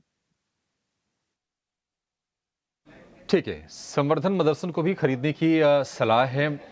प्रशांत जी, आप जरा RVNL चेक कीजिए। 250 रुपए से ये 400 रुपए कब हो गया पता ही नहीं चला। 400 रुपए के भाव पर जाकर अब ये खड़ा है। 399 रुपए 50 पैसे आज का हाई है। RVNL कैसा लग रहा है आपको शेयर अभी, और क्या इसमें कोई नया ट्रेड करना चाहिए या फिर जिसके पास है और स्टॉप लॉस को ट्रेल करके होल्ड करे? जी अभिषेक जी, सिर्फ ट्रेल करना चाहिए। एग्जिस्टिंग जो आज का लो है करीबन 375 380 पे ट्रेल कीजिए, अभी चेज नहीं करना चाहिए। एक तो क्रूशियल वीक है, वोलेटिलिटी होगी, और इस लेवल पे अगर हम एंटर करें हो सकता है 10-20 पॉइंट आगे जाए, but down side stop loss कहाँ रखेंगे? तो रिस्क रिवॉर्ड जस्टिफाई नहीं कर रहा है, तो सिर्फ एग्जिस्टिंग पोजीशन को ट्रेल करना होगा।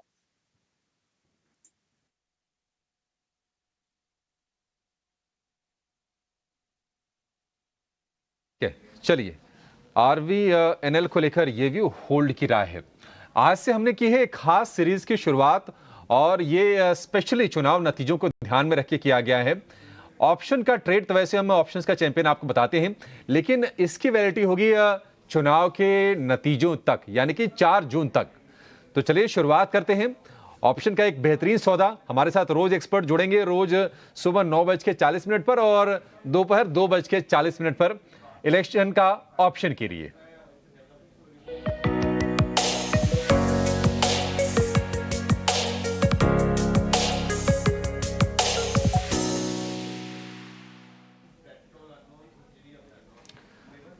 तो इलेक्शन का ऑप्शन बताने के लिए हमारे साथ जुड़ गए हैं नीलेश जैन सेंट्रम ब्रोकिंग से। नीलेश जी, बहुत शुक्रिया आपका समय देने के लिए। देखिए, तमाम लोग ऐसे हैं जिनकी दिलचस्पी कहीं न कहीं बाजार में बढ़ जाती है चुनाव के नतीजों की करीब आते आते, और इसी के चलते हमने सोचा कि इलेक्शन से जोड़कर ऑप्शन ट्रेड अप दिया जाए। बताइए आज के लिए क्या चुना है, शुरुआत कीजिए सर, बताइए क्या है आज। Very good morning to Abhishek ji. बिल्कुल देखिए, इस प्रकार की वातावरण में जहाँ पे वॉलेटिलिटी की इंक्रीज होने की संभावनाएं ज्यादा है, तो फोकस कहीं ना कहीं थोड़ा सा डिफेंसिव पर रखना चाहिए। और डिफेंसिव सेक्टर में आईटी, एफएमसीजी और फार्मा ये सेक्टर्स हैं जहां पर थोड़ा सा कंफर्ट ज्यादा आ रहा है। कोफो ये एक पर्टिकुलर काउंटर है जहां पर एक काफी अच्छा रिवर्सल हमें देखने को मिल रहा है। काउंटर में अगर आप देखें तो लगभग 4250 के आसपास का एक बॉटम बना था, और उसके बाद लगातार 12 से 15 कंसेक्यूटिव सेशन में हमें एक high top and high bottom formation यहाँ पे बनता हुआ नजर आ रहा है। तो ये जो वी शेप रिकवरी है यहाँ से एक्सटेंड होती हुई नजर आ रही है।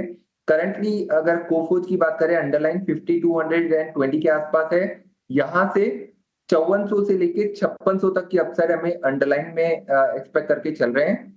हो सकता है इसी सप्ताह में देखने को मिल जाए। इसीलिए एट द मनी का कॉल ऑप्शन जो कि 5200 का कॉल ऑप्शन कुछ समय पहले 65-68 के रेंज में चल रहा था, एकाएक यहाँ पर स्पर्ट हमें देखने को मिल रहा है। इसीलिए फिलहाल 75 से 80 के जोन में आ चुका है। थोड़ी सी डिप अगर 70 से 75 के जोन में भी मिले तो इसे ऐड करके चल सकते हैं। इसी मंथली एफएनओ एक्सपायरी इस सप्ताह की एक्सपायरी का कॉल ऑप्शन है और इसे लॉन्ग करने की सलाह होगी। एंड ऊपरी स्तर पर अगर हम टारगेट की बात करें तो पहला टारगेट 90 रुपीज का है, दूसरा टारगेट 125 का है। स्टॉप लॉस यहाँ पे 41 का रखना होगा। एंड यहाँ पे जो मैक्सिमम प्रॉफिट हो सकता है वो हो सकता है 8550 रुपीज का। इसका अगर हम लॉट साइज देखें तो लॉट साइज है 150 का। तो इसलिए जो रिस्क है यहाँ पर 41 रुपीज के स्टॉप लॉस से देखें तो 4050 का रिस्क यहाँ पे निकल के आ रहा है। यहाँ पे जैसे कि मैंने कहा अंडरलाइन 5400 तक का हम एक्सपेक्ट करके चल रहे हैं, इसीलिए 5200 का call option at the money का लॉन्ग करके चल सकते हैं। यहाँ पे आ रही है नीलेश की कॉल। बहुत बहुत शुक्रिया नीलेश, हमें ये खास इलेक्शन से जुड़े ट्रेड की स्ट्रैटेजी बताने के लिए। तो देख रहे हैं कि कोफोज पे भरोसा है, 5000 के ऊपर जब ये काउंटर निकला है रुकने का नाम नहीं ले रहा है, और नीलेश ने ऑप्शन के जरिए इस पर कॉल बताया है। 1:2 का क्लियर रिस्क रिवॉर्ड है, इस पे आप ज़रूर ध्यान रखिए। पर इसी के साथ ये भी ध्यान रखिए कि एफएनओ सेगमेंट काफ़ी रिस्की है, जहाँ पे 10 में से 9 लोगों को नुकसान ही होता है, और ऑन एन एवरेज ये जो नुकसान है वो लगभग 50,000 रुपये का होता है। तो सोच के समझ के और ख़ास तौर से स्टॉप लॉस के साथ ही इसमें आप काम करें। पर अब फिर से एक बार बाजार की ओर चलते हैं और एनएमडीसी पे एक बार राय लेंगे हमारे एक्सपर्ट से, क्योंकि एनएमडीसी को लेकर एक खबर भी आई है जहां पे कंपनी के कुछ वेज रिविजन्स की जो मांग है उनके लेबर यूनियन कर रहा है, जहां पे कंपनी का कहना था कि वो अपने जो वेज रिविजन्स हैं अपने कर्मचारियों के लिए 9 से 12% का जो वेज है वो बढ़ाएंगे, पर उनकी मांग 17% की है। ये फिलिप कैपिटल के द्वारा जो है एक रिपोर्ट आई है और उसमें ये उन्होंने जिक्र किया है। स्टॉक अभी डे लो पे आते हुए हमें दिख रहा है। एक बार प्रशांत, इस पे आप चार्ट चेक देंगे कि एनएमडीसी कैसा दिख रहा है चार्ट्स पे, क्योंकि अपने 20 डीएमए को एक बार फिर से रीटेस्ट कर रहा है, पर क्या इसे तोड़ के और गिरावट का शिकार हो सकता है? जी, एक्चुअली सुशील जी आपने एक चीज बिल्कुल सही कही कि ये 20 डे को रिटेस्ट कर रहा है। नॉर्मली टेस्ट करने के बाद इसको एक न्यू टॉप बनाना चाहिए था, बट फिर भी उसको अभी फिर से थोड़ा वीकनेस नजर आ रहा है। मुझे लग रहा है कि यहाँ पे क्योंकि काफी वक्त से, यानी अगर हम देखें तो जो एक बेस बनी थी मार्च में, वहां से continuous higher tops higher bottom बना रहा है, तो एक रिस्क ली जा सकती है, कैश में ही लेनी चाहिए। अभी हम 264 265 पे ट्रेड कर रहे हैं, 255 258 258 255 इस जोन में स्टॉप लॉस रख के आप एक क्वांटिटी कैश में प्लान कर सकते हो। अगर ये स्टॉप लॉस ट्रिगर ना हो क्लोजिंग बेसिस पे, तो मुझे लग रहा है हम फिर से जो स्विंग हाई बने हुए थे 280 285 उनको रिटेस्ट कर सकते हैं। तो रिस्क बहुत छोटी है, वो हिसाब से आप कैश में एक ट्रेड प्लान कर सकते हैं। है इसके हिसाब से आप एक प्लान कर सकते हैं अपना ट्रेड, और कुछ लेवल्स जो हैं वो भी आपको बताएं प्रशांत ने। पर इस बीच निफ्टी बैंक को अगर देखें तो लगभग 300 अंकों की तेज़ी जो है निफ्टी बैंक दिखा रहा है, पर खास तौर से आज फार्मा काउंटर्स में भी ज़बरदस्त एक्शन है।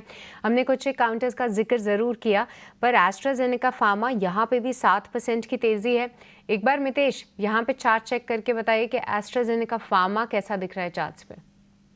सृष्टि जी, डिस्क्लेमर के तौर पे दो फार्मा कंपनी है, एस्ट्राजेनेका फार्मा और फाइजर। उसके ऊपर सिस्टम और मेथड ने लास्ट टू लास्ट वीक ही बाय साइड इन्फॉर्मेशन की सलाह दी थी, तो दोनों काउंटरों में हमारी बाय साइड इन्फॉर्मेशन पोजीशन है, तो हमारे क्लाइंट्स की इसमें पोजीशन हो सकती है। मेरी कोई पर्सनल पोजीशन नहीं है। एस्ट्राजेनेका फार्मा 5800 के ऊपर ही एक बहुत ही स्ट्रॉन्ग जो ब्रेकआउट है वो कंफर्म हो चुका था, और ये एक्सटेंशन ऑफ द ट्रेंड है। तो करंट रैली में जो स्टॉक है वो क्लोज टू 8000 तक आ सकता है, तो हमारे बहुत एग्रेसिव टारगेट है अराउंड 7200 7500 के।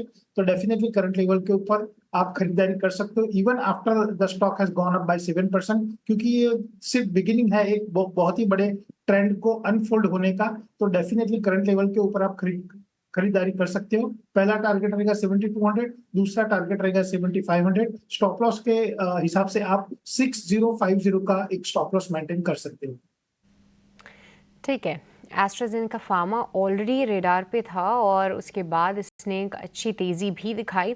पर एक और काउंटर है ग्रैन्यूल्स इंडिया, 435 के लेवल्स दिखा रहा है, 400 के आसपास कंपनी के नतीजे आए थे, कुछ खास नहीं थे, पर उसके बाद जिस तरीके से प्रमोटर ने अपना हिस्सा बेचा, कुछ दिग्गज लोगों ने और इन्वेस्टर्स ने इसमें आके अपना स्टेक बढ़ाया, उस ब्लॉक डील के बाद ये रुकने का नाम नहीं ले रहा है। एक बार कुणाल इस पे आप चार्ट चेक दीजिए, कैसे देख रहे हैं आप ग्रैन्यूल्स इंडिया का प्राइस एक्शन? मोमेंटम काफी अच्छी देखने को मिल रही है। स्टॉक 50 MA के ऊपर भी ट्रेड कर रहा है लगातार पिछले 4 दिनों से। गैप अप ओपनिंग भी स्टॉक ने दिया था 4 दिन पहले, और वहीं पे स्टॉक ने 50 MA के ऊपर का क्लोजिंग दिया था। लाइटली चांसेस है स्टॉक अच्छा परफॉर्म कर सकता है। 435 के अराउंड स्टॉक ट्रेड कर रहा है। 410 के एसएल के साथ खरीदारी करके चलने की सलाह है। पहला टारगेट 454 454 का होगा, और जो इसका रिसेंट का टॉप है, और जैसे ही 454 ब्रेक होगा 485 तक के भी लेवल ये स्टॉक दिखाने के लिए सक्षम है। तो खरीदारी करके चलने की सलाह है विद द एसएल ऑफ 410।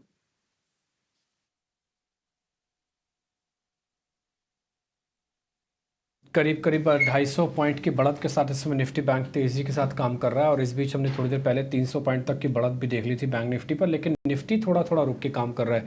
देखिए मैं आपको शुरुआती डाटा बताता हूँ। निफ्टी का जो शुरुआती डाटा है ना वो थोड़ा ख़राब है, मतलब अच्छा नहीं है उतना बना जितना अच्छा होना चाहिए, बट बैंक निफ्टी का डाटा काफ़ी स्ट्रॉन्ग है। ये कैचअप रैली के तौर पर है, और आप फ़र्क अपनी स्क्रीन पर साफ साफ मोटे मोटे तौर पर देख भी पा रहे होंगे। थोड़ा रिलायंस की तरफ से भी प्रेशर बन रहा है, जैसे मैंने आपको सुबह भी नोटिस करवा दी था, और ये बड़ा शेयर है, इसका जब तक रिवर्सल नहीं आएगा ना बाजार को डिस्टर्बेंस क्रिएट करेगा। एक और पॉइंट है, 5 का विक्स आज बढ़ा हुआ है, तो ये विक्स भी आपको थोड़ा सा डिस्टर्ब करेगा आज, खासकर इंडेक्स के ट्रेडर्स को, खास निफ्टी वालों को ज़्यादा, बैंक निफ्टी वालों को थोड़ा कम करेगा, क्योंकि उसमें कैचअप का प्ले इतना है। फिर दूसरा उसके अंदर सारे शेयर्स आज तेज़ हैं बैंक निफ्टी के अंदर, तो सबका साथ सबका विकास जो टिपिकली चाहिए होता है वो भी है। फिर उससे पहले आप एक चीज़ और नोटिस कर चुके, 48% की लॉन्ग पोजीशंस एफआईज की तरफ से हुई है, तो एफआईज का पैसा भी बैंकिंग काउंटर्स में आया हुआ होता है। तो ये सारी चीज़ें कहीं ना कहीं नोटिस कर रही है। बैंक्स के लिए ठीक है, बट थोड़ा निफ्टी के लिए खिंचा हुआ लग रहा है ऐसा, तो आज आपको थोड़ा डिस्टर्ब करेगा, साइडवेज करेगा। ऑप्शंस वाले कृपा करके सावधान रहें। आगे बढ़े, हिंडाल्को के नतीजे उम्मीद से बेहतर रहे, कंपनी की आय अनुमान से ज़्यादा आई है, मार्जिन्स में भी सुधार हुआ है। नतीजों पर बातचीत करने के लिए हमारे साथ जुड़ गए हैं हिंडाल्को के एमडी सतीश भाई। Satish ji thank you very much आज समय देने के लिए। आपका इंडियन ऑपरेशंस की बात करते हैं सर, जरा बताइएगा। इंटरनेशनल मार्केट्स में तो ज़्यादातर प्रोडक्ट्स के दाम बढ़े हैं, आपकी वॉल्यूम ग्रोथ, एबिटा एक्सपेंशन वगैरह ये सब कितना कितना था, जरा इसके बारे में पहले बता दीजिए। तो बहुत एल्यूमिनियम और कॉपर का डिमांड अभी इंडिया में काफी स्ट्रांग है। हमारी इकोनॉमी अच्छी तरह से बढ़ रही है, इसलिए एल्यूमिनियम और कॉपर के जो डाउनस्ट्रीम प्रोडक्ट्स हैं, वायर्स, केबल्स, कॉपर के साइड पे, और एल्यूमिनियम में ये डिमांड स्ट्रांग है। अगर आप देखें कॉपर के सेल Q4 में 135 KT था। अगर आप एल्यूमिनियम डाउनस्ट्रीम को भी देखें, 105 KT सेल हुआ, जो उसके पहले क्वार्टर में 90 KT था। तो हमारी उम्मीद है कि FY25 में भी एल्यूमिनियम और कॉपर का डिमांड काफी स्ट्रांग रहेगा ये डाउनस्ट्रीम प्रोडक्ट्स के लिए। और हम सोचते हैं कि कॉपर तो एटलीस्ट 500 केटी के ऊपर रहेगा, और एल्यूमिनियम डाउनस्ट्रीम का भी हम लोग 450 केटी का सेल प्लान कर रहे हैं इस साल।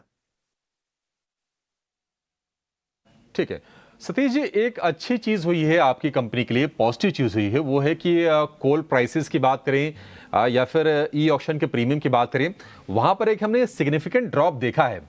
हालांकि एक लैग के साथ, एक देरी के साथ वो रिफ्लेक्ट करते हैं आपकी कंपनीज के लिए, आपकी कंपनी के लिए।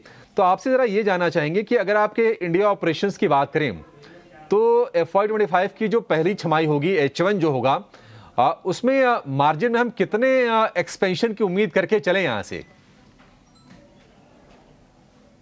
अगर आप देखें Q4 में ही हमारे मार्जिन्स 32% एबिटा मार्जिन्स थे एल्यूमिनियम में, और इसका खास रीजन ये इनपुट कॉस्ट और कोल कॉस्ट की कंट्रोल पे था। अगर आप अभी Q1 में देखें, हमारी उम्मीद है कि ये कॉस्ट और 1-2% कम हो सकती है, तो इसलिए मार्जिन एक्सपेंशन Q1 में होना चाहिए। राइट, नमस्कार सतीश जी, मैं सृष्टि बात कर रही हूँ। और अब अगर हम देखें तो अच्छे नतीजों के बाद कंपनी अब एक नेट कैश पोजीशन पे है। क्या कुछ प्लान्स हैं इस कैश को यूटिलाइज करने के? कैसे आप इसे कैपिटलाइज करेंगे? अपनी स्टैंड अलोन बैलेंस शीट को किस तरीके से मजबूत करने की कंपनी की रणनीति रहेगी? और साथ ही साथ घरेलू बाजार में किस तरीके का केपेक्स, बैकवर्ड इंटीग्रेशन प्लान कर रहे हैं? और क्या आप कोई इनऑर्गेनिक अपॉर्चुनिटीज भी देख रहे हैं ग्रोथ के लिए? तो इंडिया में आप जैसे बोल रहे हैं, हमारे पास अभी काफी स्ट्रांग बैलेंस शीट है, इसलिए हम लोग ने ऑर्गेनिक कैपेक्स के काफी स्ट्रांग प्लान्स किए हैं। हमारा प्लान है कि इस साल 6,000 करोड़ कैपेक्स होगा, और अगले 2-3 साल में भी 6-7 हजार इसी लेवल पे हमारा कैपेक्स का प्लान होगा। तो दोनों एल्यूमिनियम और कॉपर साइड पे copper foil, aluminium foil, alumina refinery, copper recycling plant, काफी ऑर्गेनिक ग्रोथ कैपेक्स का हमारा प्लान है। और हमारे बैलेंस शीट के स्ट्रेंथ के ऊपर हमारी उम्मीद है कि इंटरनल एक्रूवल से ही हम ये सब प्रोजेक्ट्स ऑर्गेनिकली कर सकेंगे।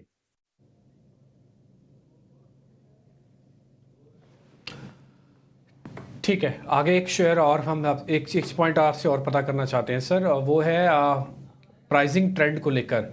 सर, कॉस्टिंग और प्राइसिंग ट्रेंड ये कैसे रहेगा, जरा इसके बारे में थोड़ा और बता दीजिए।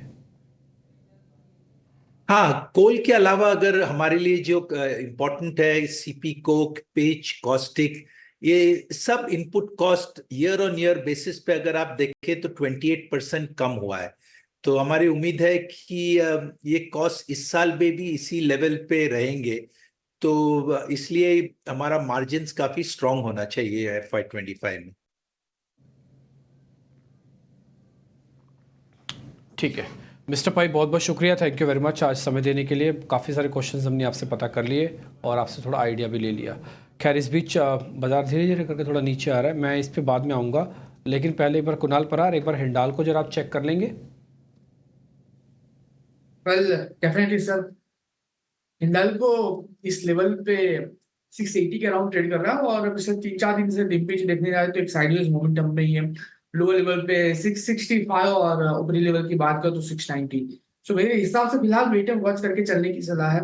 एंड अगर स्टॉक लोअर लेवल ब्रेक करता है, कि 665 के नीचे का लेवल ब्रेक करता है, तो वहीं पे हमें 50 MA ऑन आर्ली चार्ट का भी ब्रेकडाउन देखने को मिलेगा, और उसके बेस पे स्टॉक नीचे हमें तकरीबन 635 तक का भी लेवल दिखा सकता है। ऊपरी लेवल टूटने के चांसेस अभी फिलहाल कम है, क्योंकि स्टॉक ने ऑलरेडी एक बियरिश एंगल्फिंग कैंडलस्टिक्स बना दिए, वो भी एक इक्विवेलेंट ओपन एंड हाई के साथ। सो व्यू मेरा अभी फिलहाल नेगेटिव साइड का है, अगर 665 ब्रेक होता है तो टोटली टाइमिंग के लिए अवॉइड करने की सलाह रहेगी।